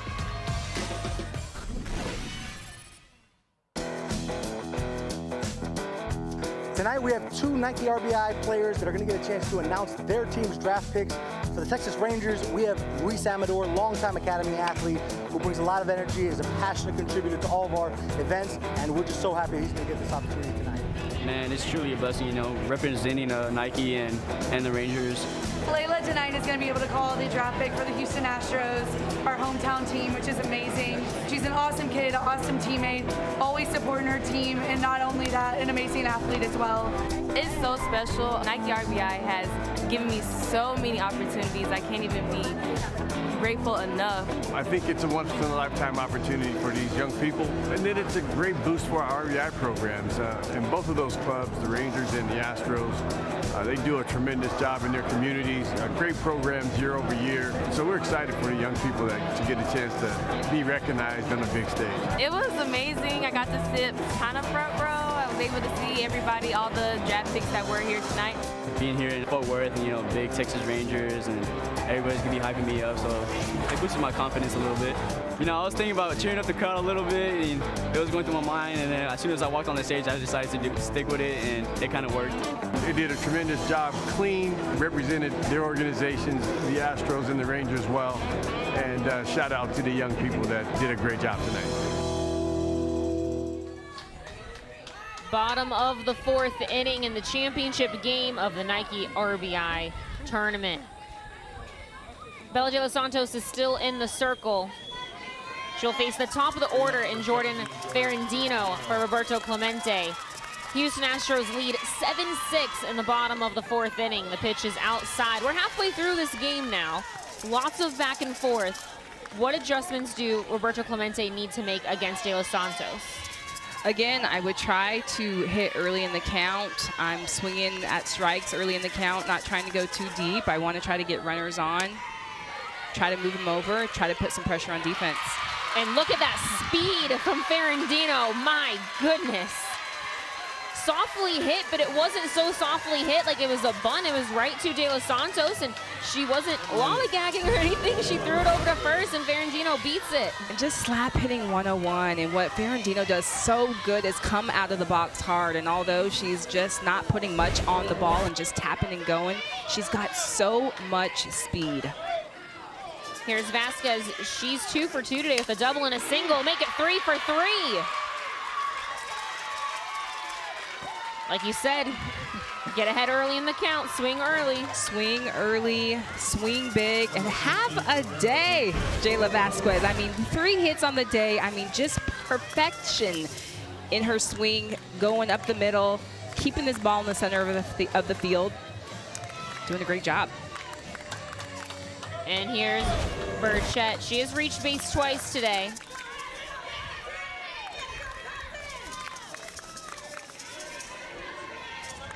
She had that hit to the second baseman where she's able to beat it out. It was a bit of an errant throw, but 2 runs scored from it. Squaring to bunt, pulls back. It's a strike. Now, even though it wasn't a crazy hard hit 2-run single, even something like that brings so much momentum and so much confidence for you at the plate. And that's what you call just the grit and the fight that what we're talking about with Jenny is just finding a way to get it done. And, you know, in the scorebook, it just looks like runs were scored. Nobody knows that, you know, it was a fister. And that's the difference, is trying to find a way. 1-1 count, nobody out. And the 2 runners on are very fast, Ferrandino and Vasquez. Pitch misses high, 2-1.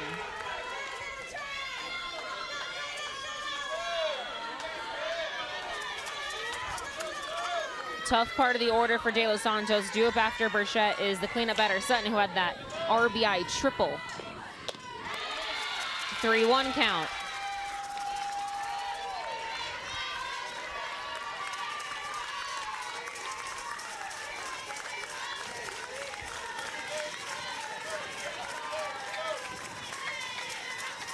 Hitters count 3-1. There's a strike, full count.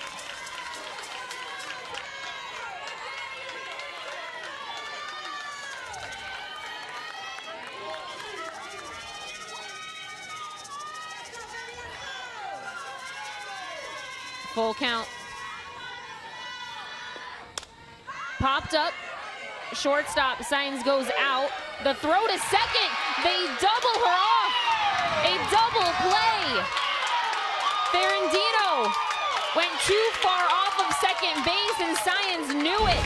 Throws to second for a crucial double play for the Houston Astros Nike RBI team. And just a heads-up play from Sains, just to know where that base runner is. But Ferrandino just going too far off, and as a base runner, you just got to know where that ball is, know where the defenders are. And if she drops that, you know, you still have some space to get to third if she drops that. And she should know her speed as well to not get off that far. So big 2 outs there. Runner on first. Maya Sutton is at the plate. 1-run lead for Houston Astros Nike RBI, and that has rejuvenated their crowd here to our left.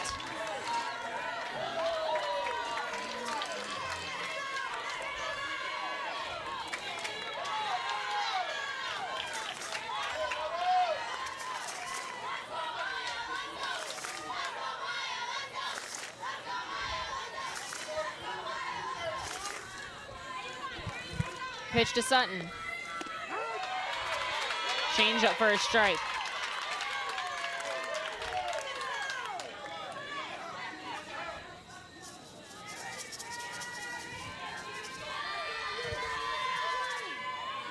Maya Sutton 1 for 2 today.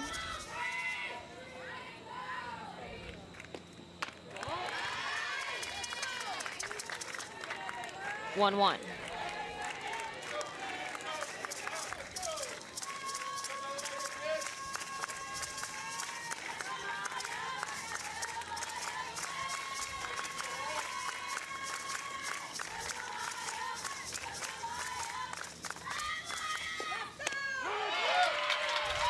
Called strike, outside corner, 1-2 the count.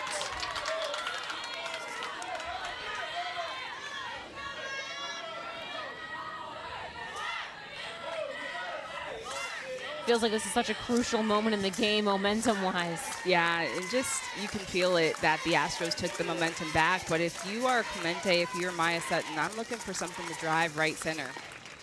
1-2, popped up to Jada Cooper. She has it in foul territory. And the Houston Astros at Nike RBI maintain their 1-run lead. 7-6 the score as we go to the 5th inning. You are watching the Nike RBI Championship game on MLB.com.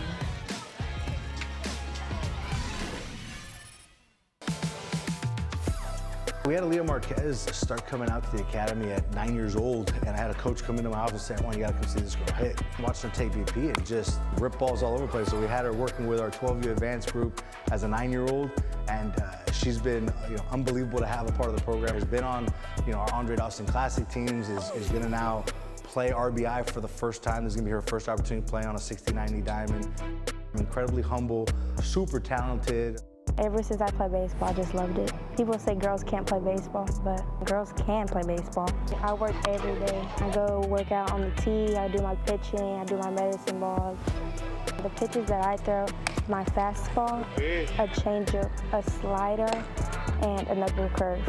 My favorite part is striking the boys out. I just feel it's my dream to play baseball. We're really pouring into her, trying to support her, making sure that she knows if this is something that she wants to pursue, we want to help her go as far as the game is going to take her. I think her potential is just kind of through the roof. I think she has the talent, super young, so she has a lot to learn, but she's a great listener and she's willing to learn from whoever's giving her instruction. So I think her potential is whatever she wants it to be. I feel like MLB has done a great job of allowing, you know, girls to play baseball, to play with the guys. Being the last girl to pitch in the RBI World Series, my advice to Leah is just keep working hard and be yourself. MLB Together is Major League Baseball's platform embodying the sport's philanthropic contributions to key causes and mental wellness efforts by teams, players, and the league. For more information, visit MLBtogether.com. And Play Ball is Major League Baseball's global youth initiative to highlight the fun and accessible ways to play both baseball and softball. To learn more, including how to find a league near you, go to playball.org and follow Play Ball on X, Instagram, and Facebook. Top of the 5th inning. Houston Astros Nike RBI lead 7-6 over the Roberto Clemente Nike RBI team. This is Bailey Bonner at the plate, and Colino is still in the circle for Roberto Clemente.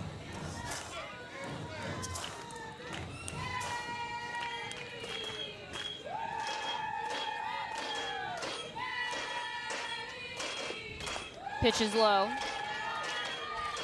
Layla came in relief for Negron in the middle of the 4th inning.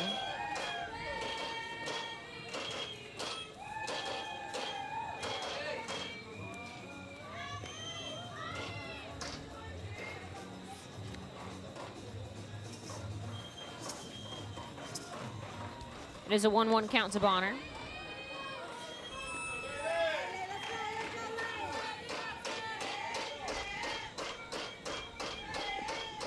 Pitch is low in the dirt, ball 2. And the Astros are doing such a good job making the adjustment to Colino. She throws more around the zone. You have to be a little bit more patient. They're taking more pitches, and so not necessarily attacking early in the count. You've got to be more selective, see the ball a little bit deeper, make good pitching selection.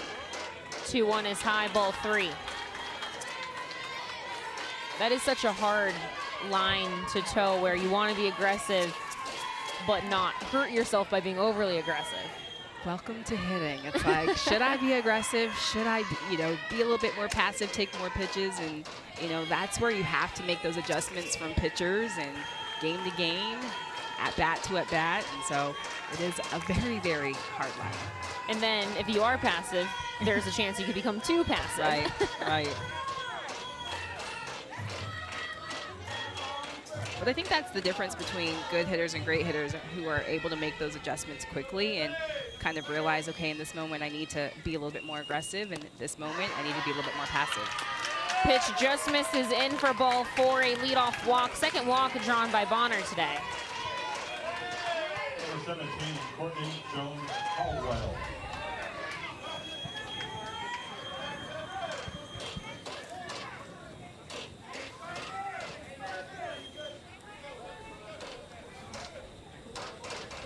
Here's the designated player, Courtney Jones-Caldwell. She's also walked once today and is flat out to center field. Very delayed bunt, but she does go around 0-1.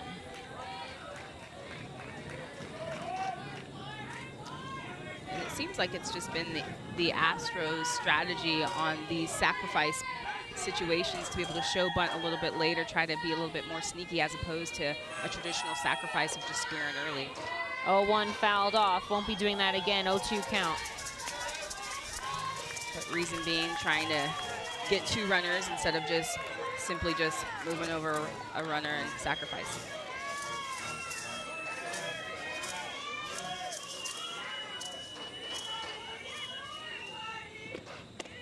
Swing and a miss for strike 3. Jones-Caldwell strikes out on 3 pitches for the first out of the 5th. Still a runner on first as Latour comes to the plate. And Colino just doing a good job of going to that drop on the outside corner, and just perfect placement, just a good location to pick up her second strikeout of the day.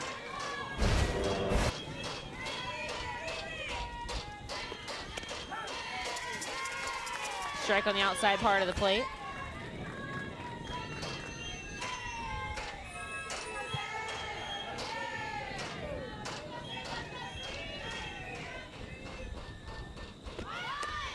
Another strike, 0-2.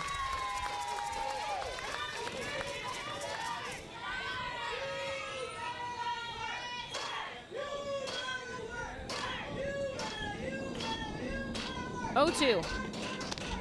Low and out.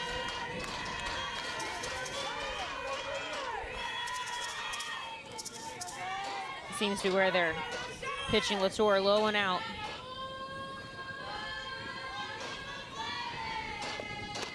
Swing and a miss, strike 3. Back-to-back Ks for Colino. 2 away for the top of the order. Number 2.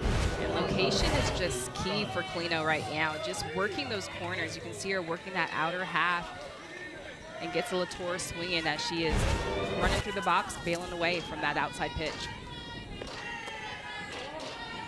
This is Science. You had that huge play in the last half inning, catching a pop-up closer towards left field and then being able to get Ferrandino out for the second out of the double play.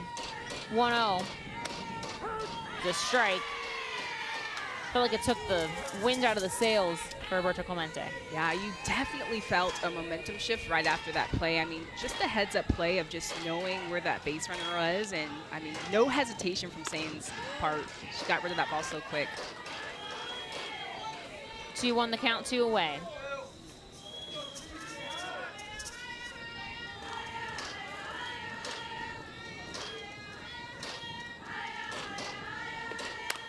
Ground ball to the shortstop. Frias flips to second, and no, they're called safe. Frias flipped to Collado at second base, a bit of a collision. Collado fell to the ground. And really tough angle. Yeah, and the question here is if Collado had control of that. She definitely hung on to the ball, but she kind of bobbled it at the second. But from our angle, it looked like she held on to it and still had possession of that ball and was able to maintain that out. Yeah, I agree. I think that she did, but look at the angle of the umpire. Right. That's a really tough angle for him, and no fault to him. That's where he's supposed to be. Exactly. It's just the way the game goes.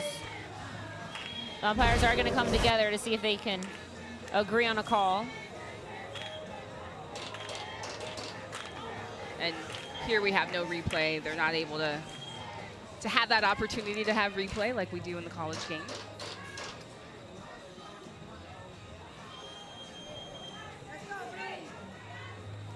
So again, from our angle, we think she was out, but understandably so, the angle of the umpire calling her safe. Right.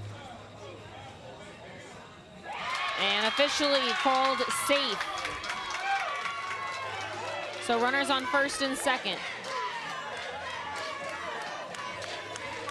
And here's Layla Robbins, who had that great bunt in the last inning. Now batting with runners on first and second with 2 outs.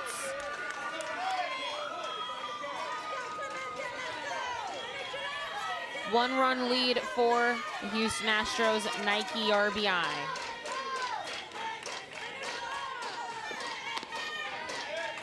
Pitch is low.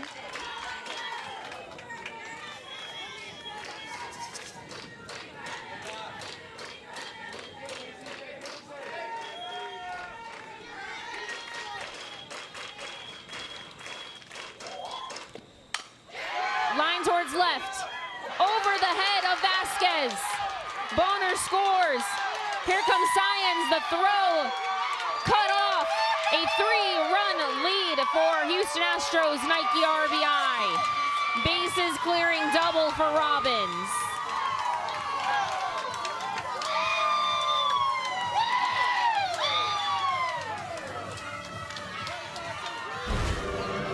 And Robbins just comes up so clutch in this situation, just such quick hands. And that's what's so fun to watch when you watch Robbins, is her hands are effortless here and just picking up some more insurance runs for the Astros. Astros up 9-6. And now Carmen Bivens bats with a runner in scoring position. 2 away still. 2 runs have scored in this inning.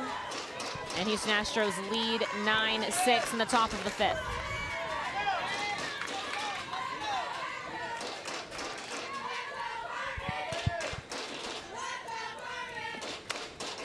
Fouled off, left field side.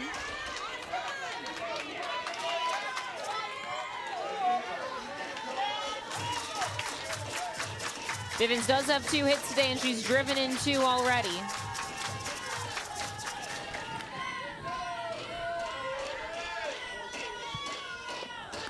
Pitch is high, gets it by Burchett.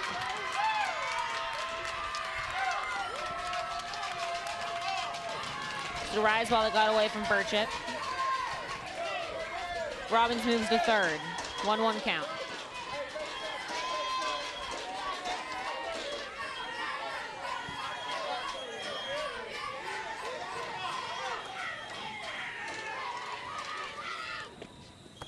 Beautiful off-speed pitch, swing and a miss.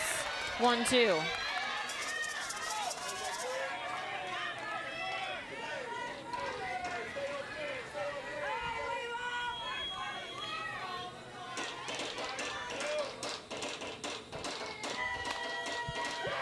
Fly ball to right field, a fair ball.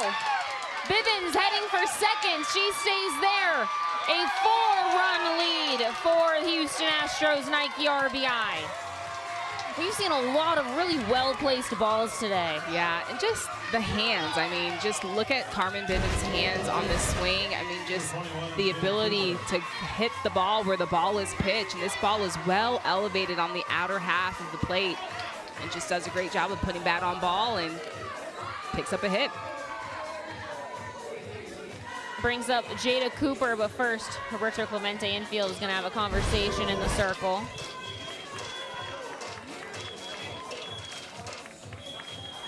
Four-run lead for Houston Astros.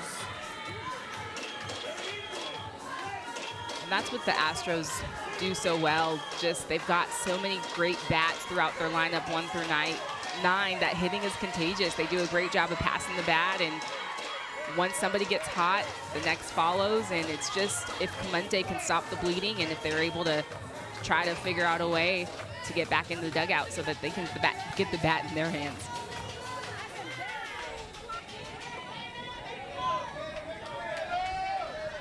Two down, runner on second is Bivens, and here's Jada Cooper. She has 3 hits today and 5 RBI. She has driven in half of the runs today for the Houston Astros team.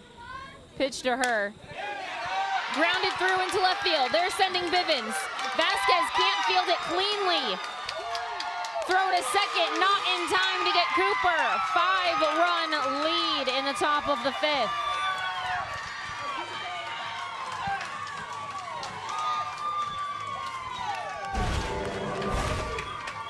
Jada Cooper just ropes this ball in the 5-6 hole.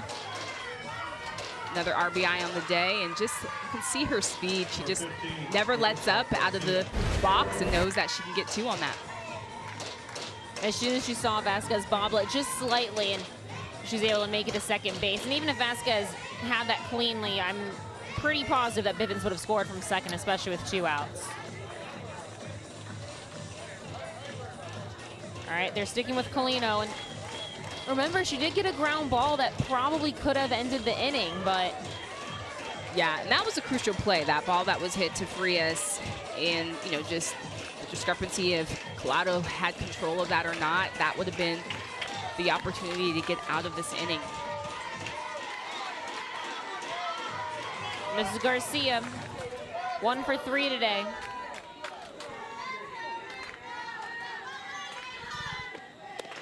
Pitch is low and in. And again, here's this play that would have ended the inning. From our angle, it looks like an out. She had control. No replay here. And tough angle for the umpires. Again, no fault to anyone. It's just how this game goes sometimes. 2-0 count. And that would have been out number 3. That would have been out number 3. But if you're Clemente, you have to have short-term memory. You've got to get over it, move on to the next, and try to get out of the jam as best as you can. 2-0 is high, ball 3 to Garcia.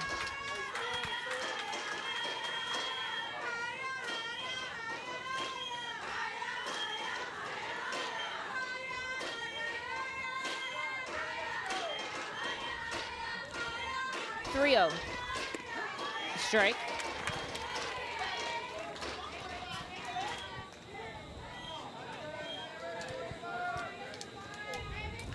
Still a hitter's count for Garcia.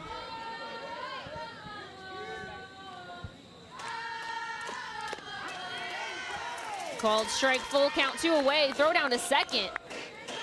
It's not in time.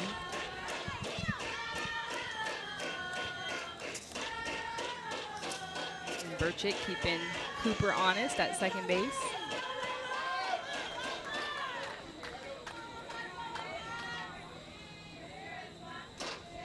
Payoff pitch.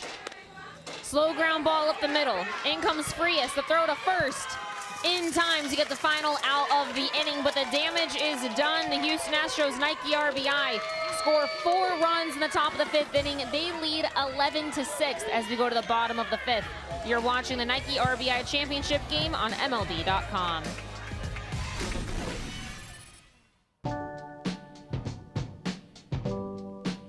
Part of our celebration of Jackie Robinson Day, we've invited RBI kids from the region to come to the Jackie Robinson Museum. We wanted to make sure that all of the kids that are playing at Nike RBI, that they have an opportunity to come here, learn more about Jackie, and learn more about the game and the impact that it has on communities, and that's part of the reason why we run Nike RBI. It was a great experience because we got to learn more about Jackie Robinson and how his life was other than baseball.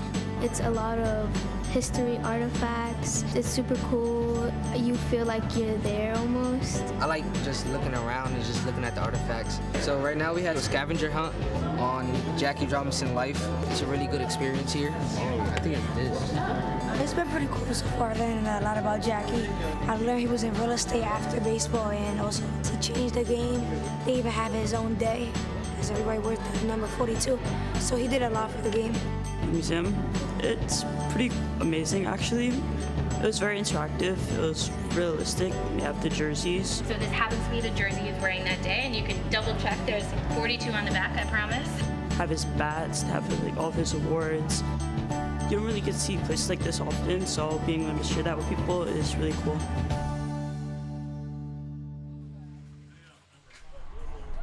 Welcome back to the Nike RBI Softball World Series on the eve of what would be Roberto Clemente's 90th birthday. The Roberto Clemente Nike RBI team is vying for their first Nike RBI World Series win.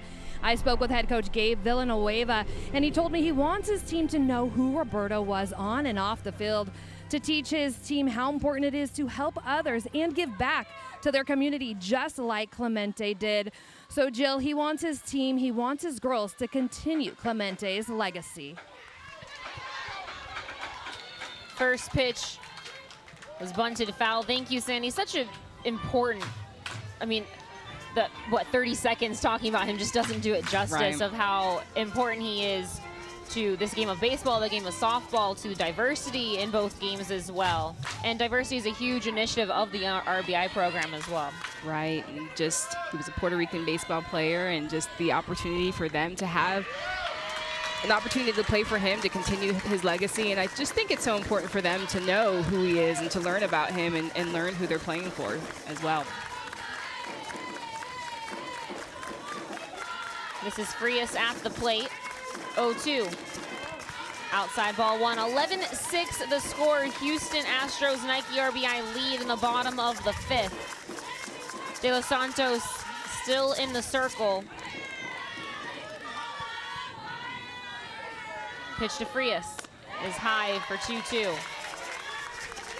This is now the 3rd inning of work for De Los Santos. She came in for Paniagua, who gave up the 6 runs. She's actually not allowed a run so far. She has had base runners, but been able to get out of jams. 2-2. Fouled off.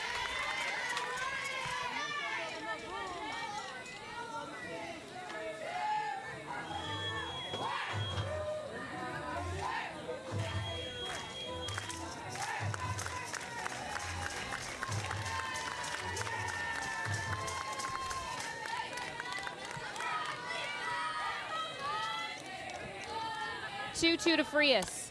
Check swing foul. It hits her in the batter's box.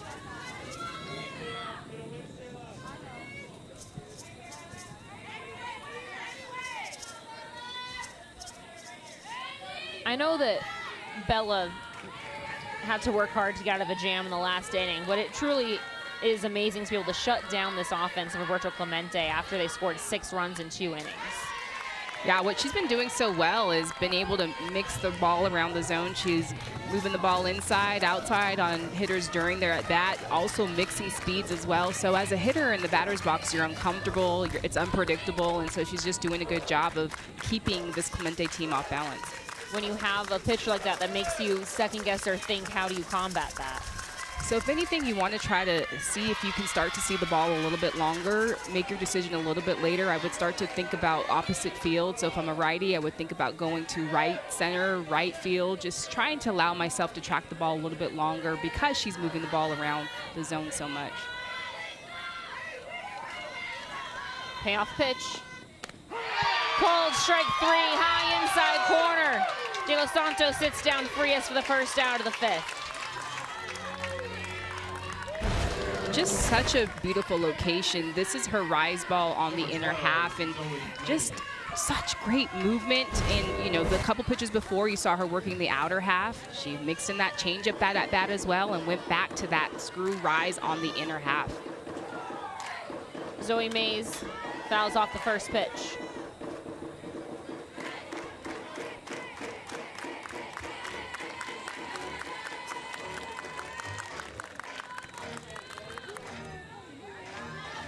Bella de los Santos, the pitcher in the circle. She'll be going to college in the fall.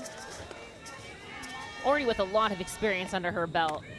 There's a strike. That's such a huge advantage, these girls. You have played in front of cameras, while some of the other freshmen that you're coming in with have never done that before. I just think it's so important for those athletes that have played at college. They have that advantage of playing at that next level, and you know, yeah, playing on TV and playing in front of cameras, having cameras on the field, which could be a distraction.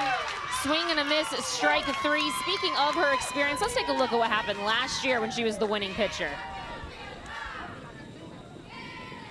Getting the final out of the game for the championship. It was Jada Cooper, of course, who made the catch, but De Los Santos pitching the final out. Potentially might be doing that here again. It's early, only the bottom of the 5th. Anything can happen in 2 innings. We saw that in the first 2 innings.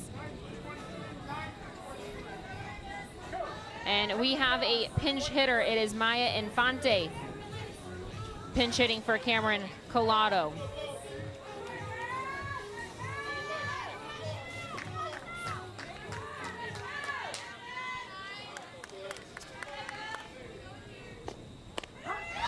Pitches a strike to Infante.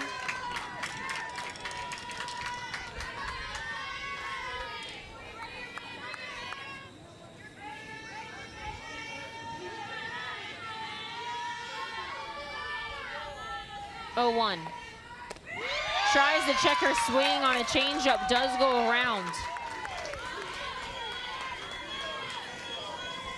De Los Santos a strike away from striking out the side.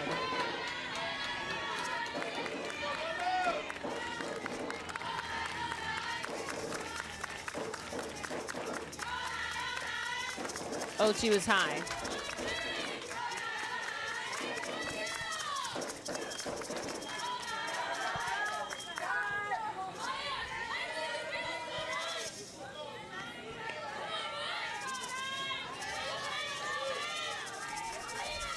One, 2. Outside, 2 balls, 2 strikes.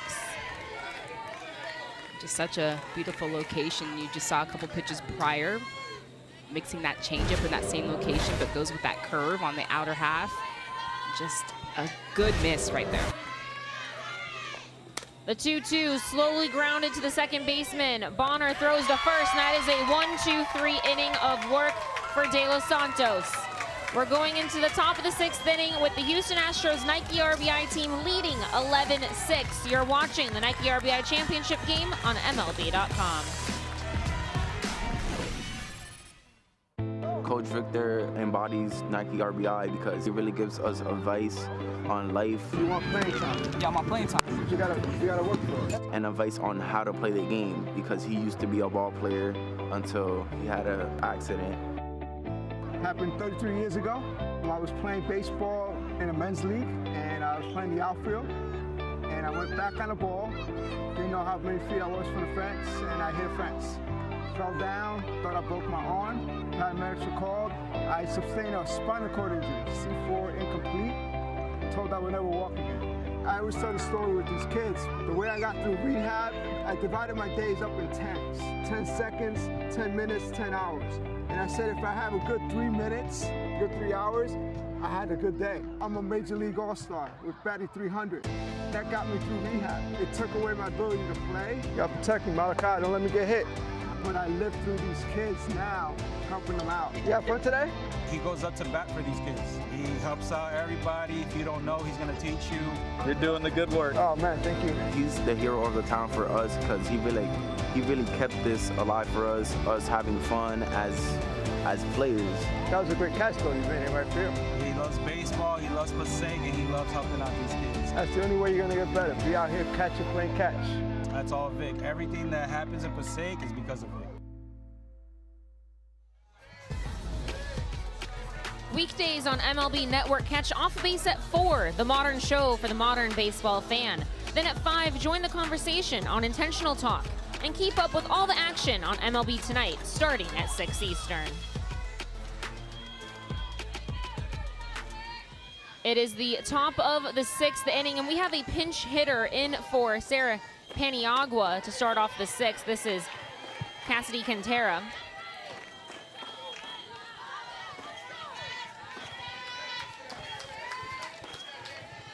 Colino still in the circle. A 5-run lead for the Houston Astros Nike RBI team.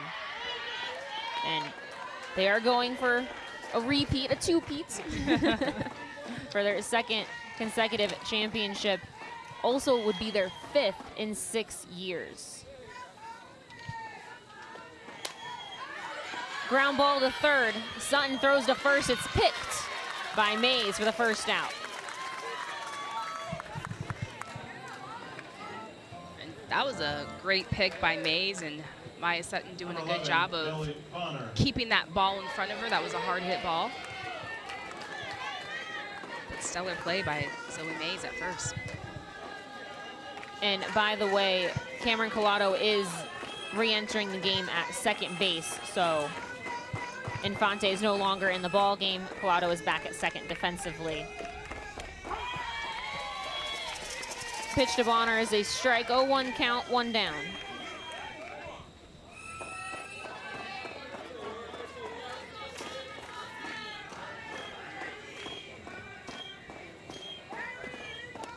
Big swing and miss.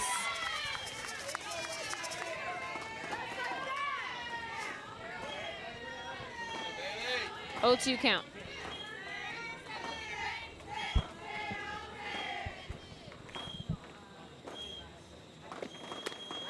Inside.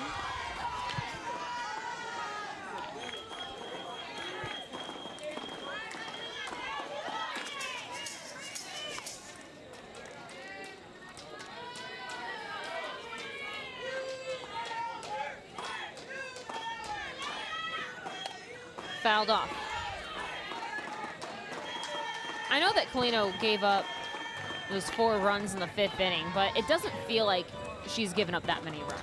I know, she's still keeping the tempo on Clemente's side. It doesn't seem like the game's gotten too far away from her. She's kept her composure and still finding ways to get these Astro hitters out. Ground ball right back to Colino, picks it up, 2 away. I will say her adjustment from last inning, even as well as I talked about the Astro hitters having to be more disciplined and taking a lot more pitches between these last 2 hitters. She's come early with early strikes, attacking the zone early, and so you can see her making her adjustments as well. Here's Jones Caldwell. Swinging at the first pitch. Fly ball shallow right field. Diving play by Botello to make the final out of the inning. 1-2-3 inning of work. 5-run deficit for Roberto Clemente, Nike RBI. 11-6 the score. They're due up in the bottom of the 6th. You're watching the Nike RBI Championship game on MLB.com.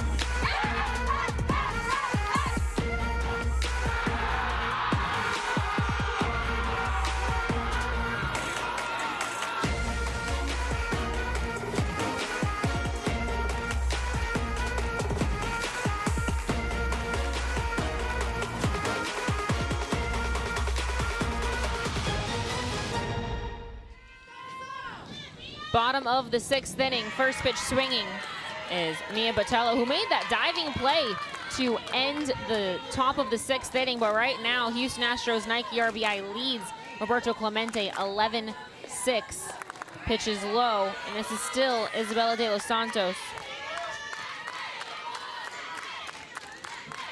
She's 3 strikeouts today. Under 50 pitches thrown so far. 1-1. Popped up, shallow right field. Robbins comes in. 1 down.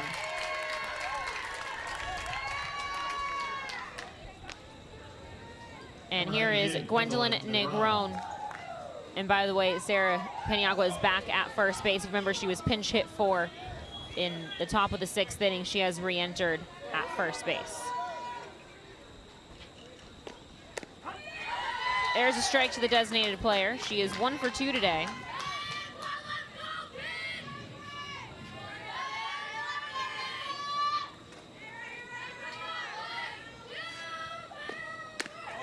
Outside. De Los Santos really doing her job ever since she's entered the game. No more than 4 Roberto Clemente batters have come to the plate in 1 inning. Keeping the momentum on their side. Because you know Houston Astros, they're going to hit. Absolutely, and you know, she's doing a good job of getting her team back in the dugout, but she works quick. She attacks the zone early. So doing a good job of utilizing her defense. 2-1 is in. Hitters count 3-1 for the number 9 batter.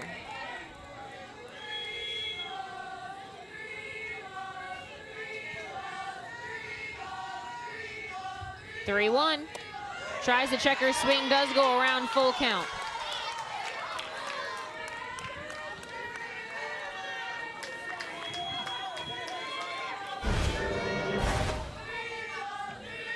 Looks like she does go and swings.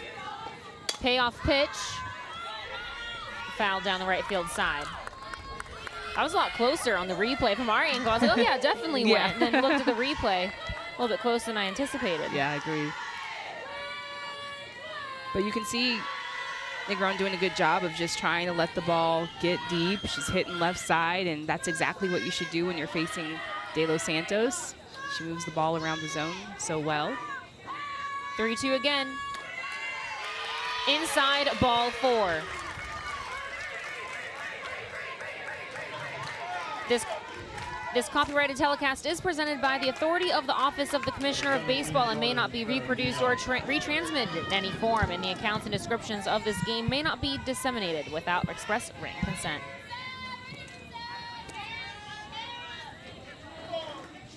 Runner on first, 1 down. First free pass given up by De Los Santos. The bunt is down, but it's foul. It was in the batter's box when Garcia picked it up.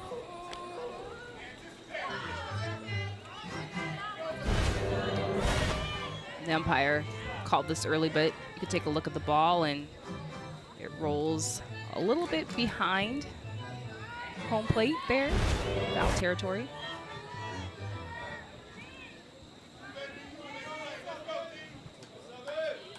Negron on first, Ferrandino at the plate. 0-1. Squaring the bunt, pulls back. Pitch was high.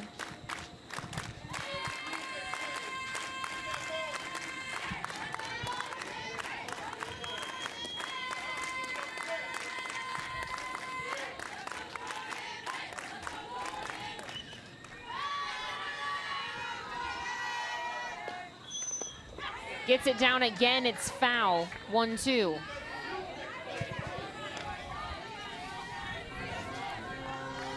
If I'm Ferrandino, this is exactly where I want to be. I was doubled up the last time I was out there, and just having that opportunity to come up to the plate and make a difference. I am the momentum starter for my team, and so to be able to cause some havoc, put some pressure on defense is exactly where you want to be. In that inning when she was doubled off, it felt like the momentum was going back for Roberto Clemente. Trying to get that back. The 1-2. 2-2.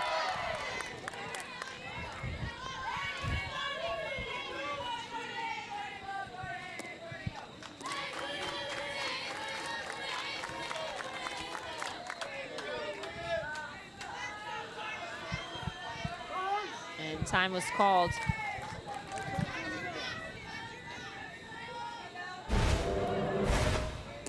Here's this double play. You can see Ferrandino off second base just too far. 2-2. Goes around on a high fastball. They're appealing down. They're saying yes, she did go. I thought home plate umpire was going to make that call. I was ready to make that call. Yeah, I think home plate umpire could have made that call, and definitely looked like she went. I think he just wanted to deflect it from himself. Somebody else make that call, because such a battle that she had that at bat. So it is strike 3. Vasquez at the plate, 2 down. Breaking pitch for a strike.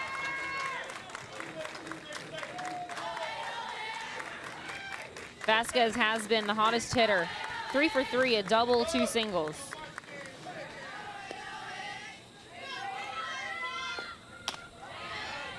Throw down to first, not in time. Negron gets back safely standing up.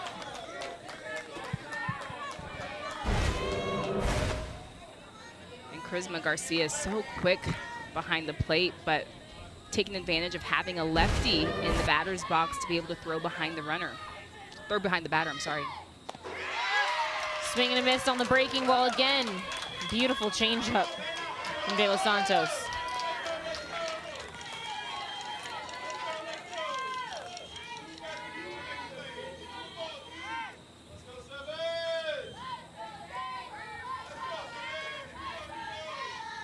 One, 2.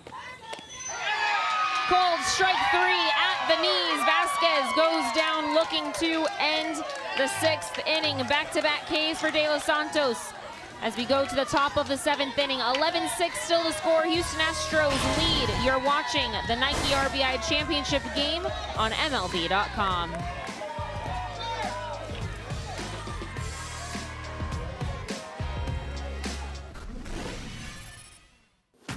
Cameron Buford coming out of the Chicago area, he can really do it all. My RBI team pretty much taught me since I was young, like everything, as far as, hitting, standing inside the ball, taking the ball the other way. I had fun, met new people. They was a mentor. I can call them anytime if I needed help with school or, life decisions. So I feel like they helped me a lot leading up to college. From Grambling State University, Cameron Buford. I've been at Graham for 4 years. I loved it since I've been there. I love the people there, the coaches, the teammates, the environment. At the time, Grambling was my only offer, and I just went with it. The HBCU Swimming Classic, I think it's very important because you get to showcase yourself. You can be on the scouts' radar. So I think it's a very good opportunity. We met a lot of people. The first time me and Griffey, it was amazing. We've got some of the best young kids in the country. Being exposed to being around scouts, being around big league ball players, being around guys who've done it, we can impact these kids not only on the baseball field, but also in their day-to-day life. It's very helpful because I believe one day I'm gonna be in their shoes. So to get, some input on what they've been through and what they're gonna go through, I think that helps a lot.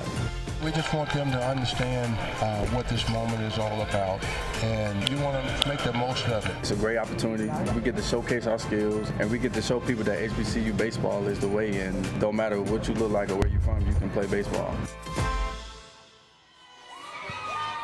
11-6 the score in the top of the 7th inning. Houston Astros Nike RBI leads Roberto Clemente Nike RBI. Pinch hitting for Jalen Latour is Alina Elias.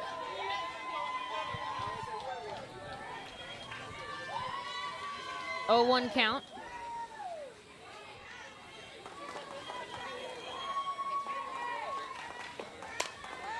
Ground ball to the second baseman. Colando throws to first for the first out of the inning. Number 2, Penelope Signs.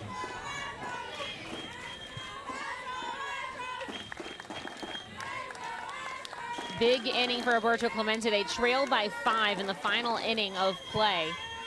Need to make sure it's still only a 5-run lead before going into the bottom of the 7th. Top of the order, Signs at the plate. Line towards right. Cut off by Botello to hold her to a single.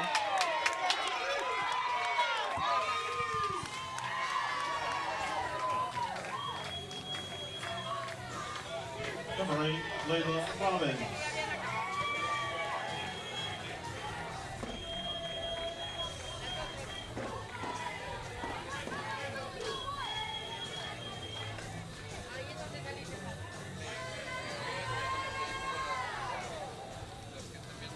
Here's Layla Robbins. A big 2-out double in her last at-bat.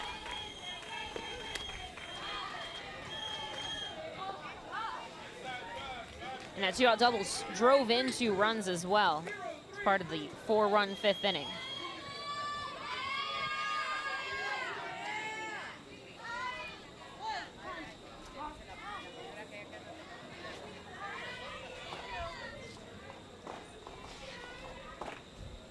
Layla getting her other batting glove.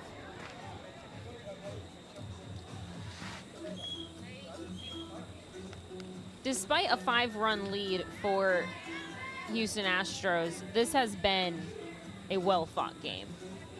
It absolutely has. I mean, on both sides. I mean, just going back and forth. And, I mean, the score doesn't even really tell how much fight has been on both sides. And I almost feel like the game's still not over. Right. And, you know, anything can happen. And if I'm Clemente, just like you said, let's keep the lead, I mean, as it is. Let's get back in and have that opportunity to win this game. 0-2, beautiful off-speed pitch. Throw down to first, not in time. My goodness, that changeup was nasty for strike 3. And to your point, Natasha, again, the head coach, Gabe Villanueva, he said, it's not over till it's over. We fight until the last out. And I think we're going to see some fireworks in the bottom of the 7th inning. I think we're going to see a little bit of fight. Bivens at the plate. Swing and a miss on that changeup.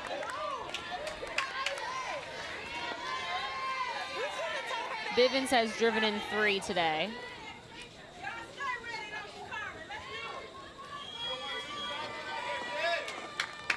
Between Layla Robbins, Carmen Bivens, and Jada Cooper, they have all driven in the 11 runs for Houston Astros. That's your 2, 3, and 4 hitters. That's what you want. Yeah, that is the heart of the Astros lineup, and the 3 young ladies that you just mentioned are phenomenal in terms of putting bat on ball, executing, especially with runners in scoring position.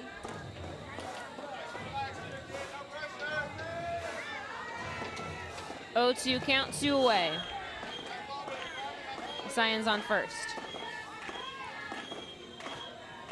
And the pitch. Lines the opposite way into right field. Signs being waved around. Here's a throw. Pulled safe at third. Close play at third base. Signs safe at third, and with that throw, Bivens goes to second. 2 runners in scoring position for Jada Cooper.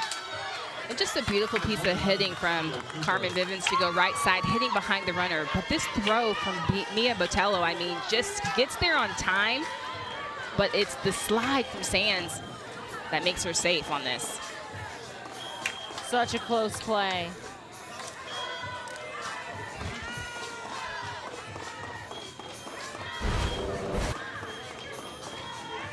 So Bivens now has 4 hits today, 3 of them extra bases.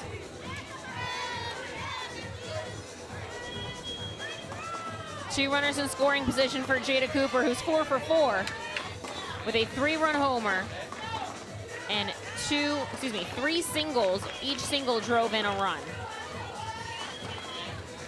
let's not forget to mention her stolen base. Like, yes, yes. I mean, like, you forget, I mean, she's already done so much damage, but then she's stealing bases too, and just a testament to the type of athlete that she is.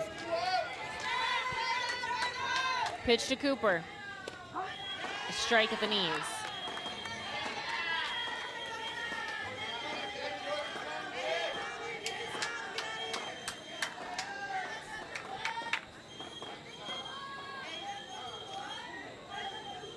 Oh, 1. High.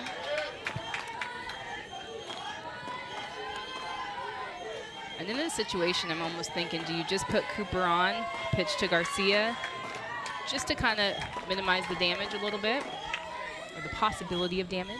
1-1. High pop-up towards center field. It'll stay in the yard. Ferrandino comes in for the final out of the inning. Houston Astros strand 2 runners, but they do lead by 5. A last chance for Roberto Clemente, Nike RBI. They need 5 to extend it, 6 to win it. You're watching the Nike RBI Championship game on MLB.com.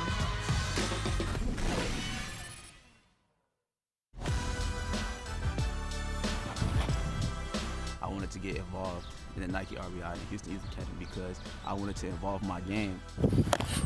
Not making varsity my sophomore year, let it fall, because I just felt like I was much more than what people thought of me. I knew where I was supposed to be at, but I just kept working hard, and then I came out my junior year and made varsity, made first team All-State, first team All-District, and was All-American. Looking at a stat sheet, it doesn't tell you everything about me. On the field, I'm a 5'2" player. I got speed, power, defense, arm strength, my hustle, my heart, and just everything that it doesn't show on the stat sheet. He's a tremendous leader. You know, he's not the rah-rah type of leader, but he's a quiet type of guy that goes about his work. But then also, he really inspires the teammates that he's around. The Houston Astros Nike RBI are the 2023 World Series champions. It was just exciting to see everybody like playing hard and us winning and everybody happy. I think he'll be one of the models that we actually, you know, point kids to. Like, hey, look, this kid right here, you know, came through the system. Now look where he is right now. They see something in me to help their program out. Never in a million years I thought I'd be here, because going into my sophomore year and I didn't make varsity kind of like put me down, but then I really looked at it and I was like, I'm a good player, so I kept working. And like now that I'm here, I kind of see it, and I'm just gonna keep working from here on out.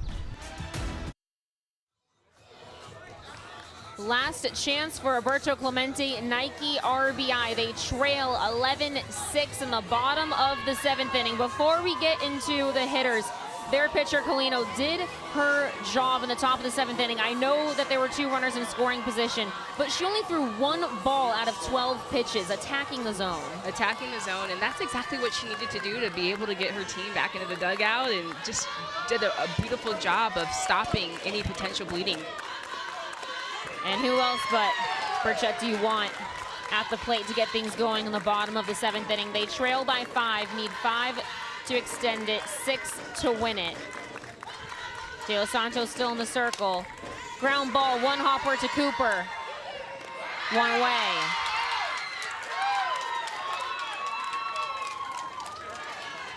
Houston Astros Nike RBI, 2 outs away from back-to-back championships, and 5 in the last 6 years.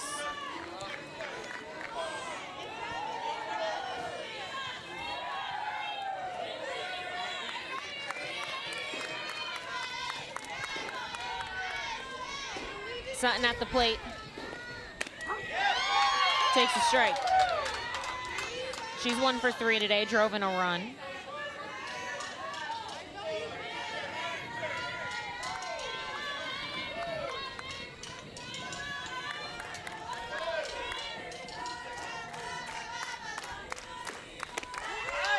Another strike.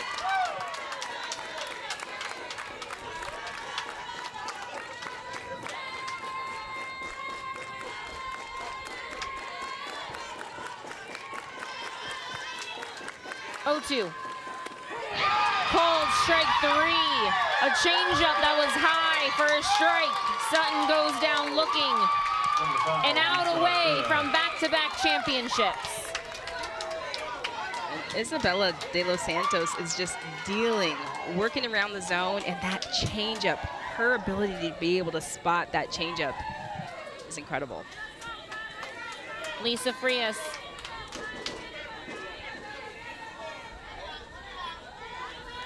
She's 0 for 2 today with the walk. The pitch. Deep fly ball towards center field. Latour going back, can't make the play. Goes all the way to the wall. Frias heading for third. The throw.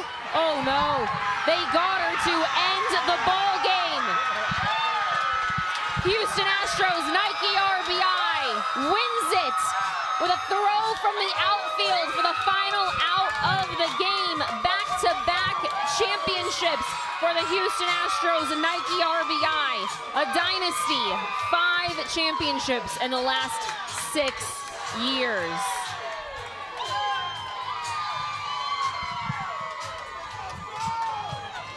A crazy play to end it, but you wouldn't have it any other way here with this game. I mean, we couldn't have written it up any better than this. Just a complete battle on both sides. But if you just take a look at Carmen Bivens to be able to recover on this play, Jalen Latour makes a great attempt, but her ability to be able to back up Latour and be able to throw that ball in for a relay, that is a huge play to end the game.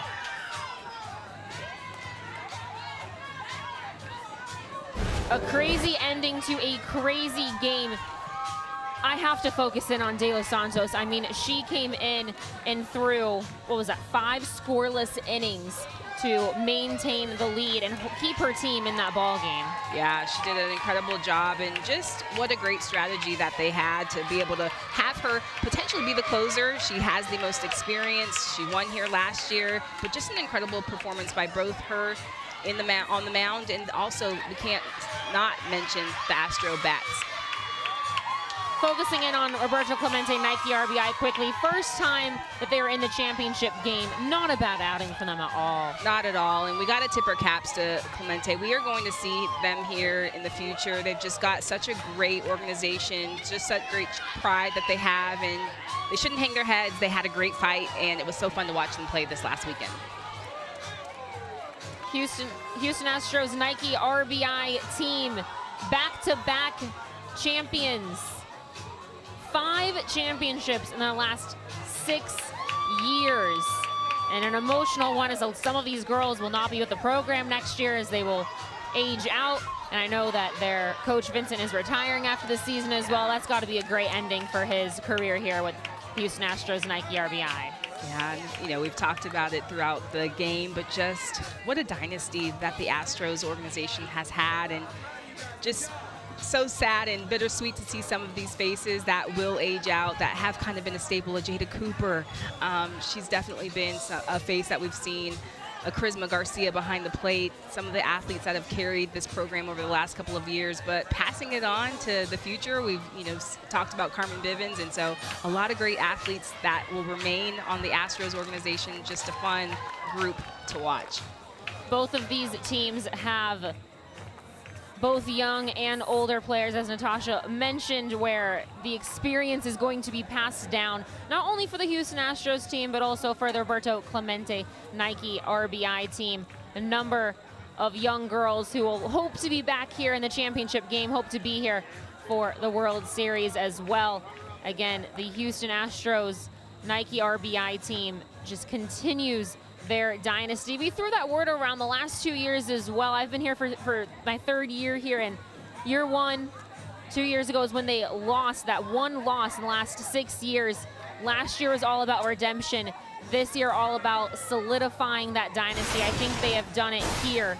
And let's take a look at the last 10 champions in softball. Again, the last 2 years, Houston Astros Nike RBI. The year before that, the one I'm talking about, Michael Stepp RBI of Greater Harrisburg from Pennsylvania. That's the one break that we have in this dynasty for the Houston Astros, going all the way back to 2018. And before that, you can see they did not make it there either. It was Matthews Dickey Boys and Girls Club RBI in 17. Dominican Republic RBI in 16. Cleveland Baseball Federation RBI year before that. But they are back on top. 5 championships in the last 6 years. And again, they were in the championship game just 3 years ago. Lost to Michael Stepp RBI that year.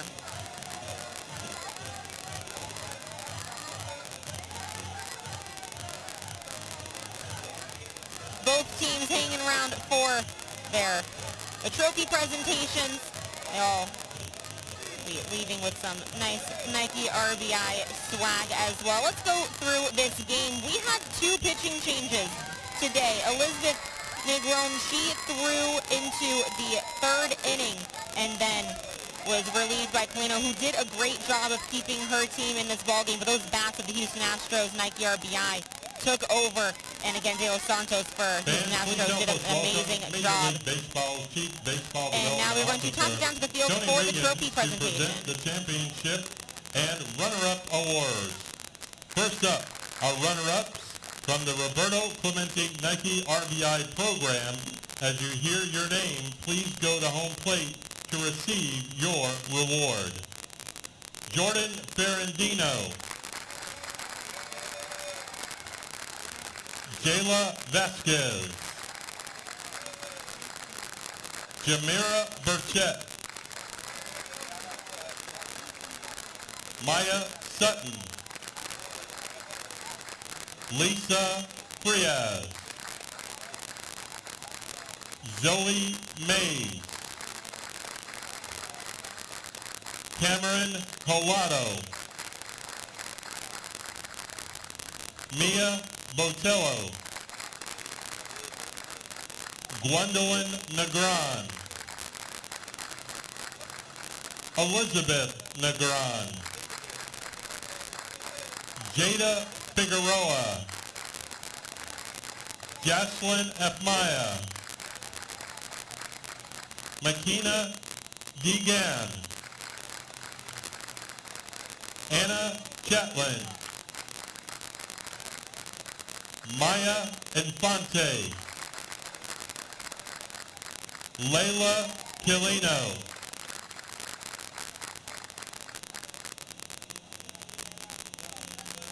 congratulations again to our runner-ups from Roberto Clemente Nike RBI program.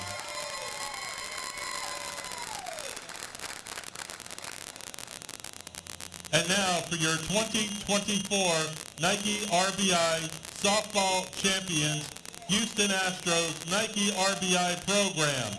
As you hear your name, please go to home plate to receive your reward. Penelope Sign,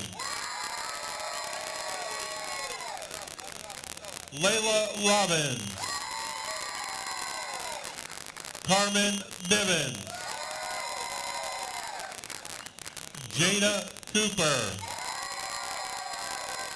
Charisma Garcia, Sarah Penny Aqua, Bailey Bonner, Courtney Jones Caldwell, Jalen Latour, Bella De Los Santos, Cassidy Cantara, Miranda Machado, Heavenly Rolls, Alina Elias, Michaela Brown, Janya Whiting. Fans, please welcome Natasha Waterley to present the trophy to the Astros.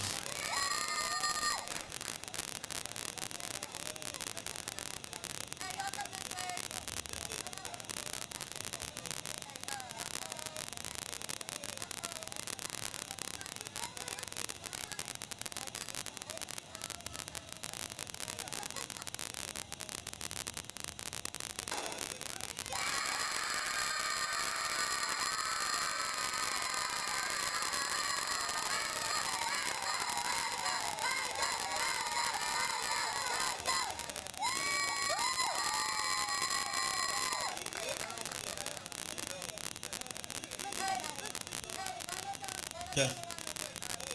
Please stay tuned for a special presentation.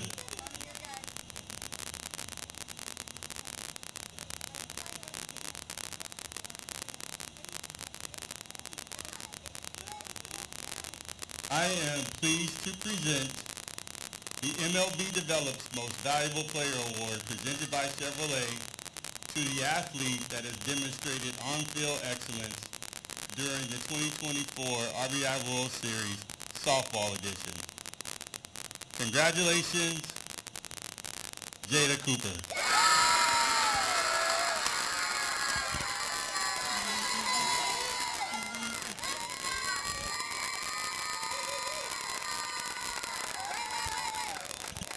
Congratulations to Jada Cooper, who went 3 for 5 with 5 RBIs, 1 home run to lead the Houston Astros Nike RBI to a Nike RBI World Series championship. Congratulations, Jada Cooper, on being named the 2024 Nike RBI World Series Senior Division MLB Develops MVP presented by Chevrolet.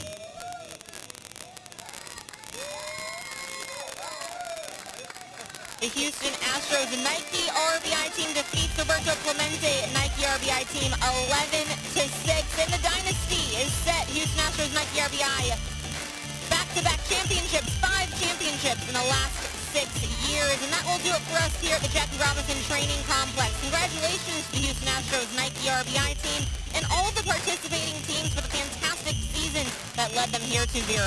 For Natasha Watley and Sandy Charles, I'm Jill Guerin. Thanks again for watching the 2024 Nike RBI World Series.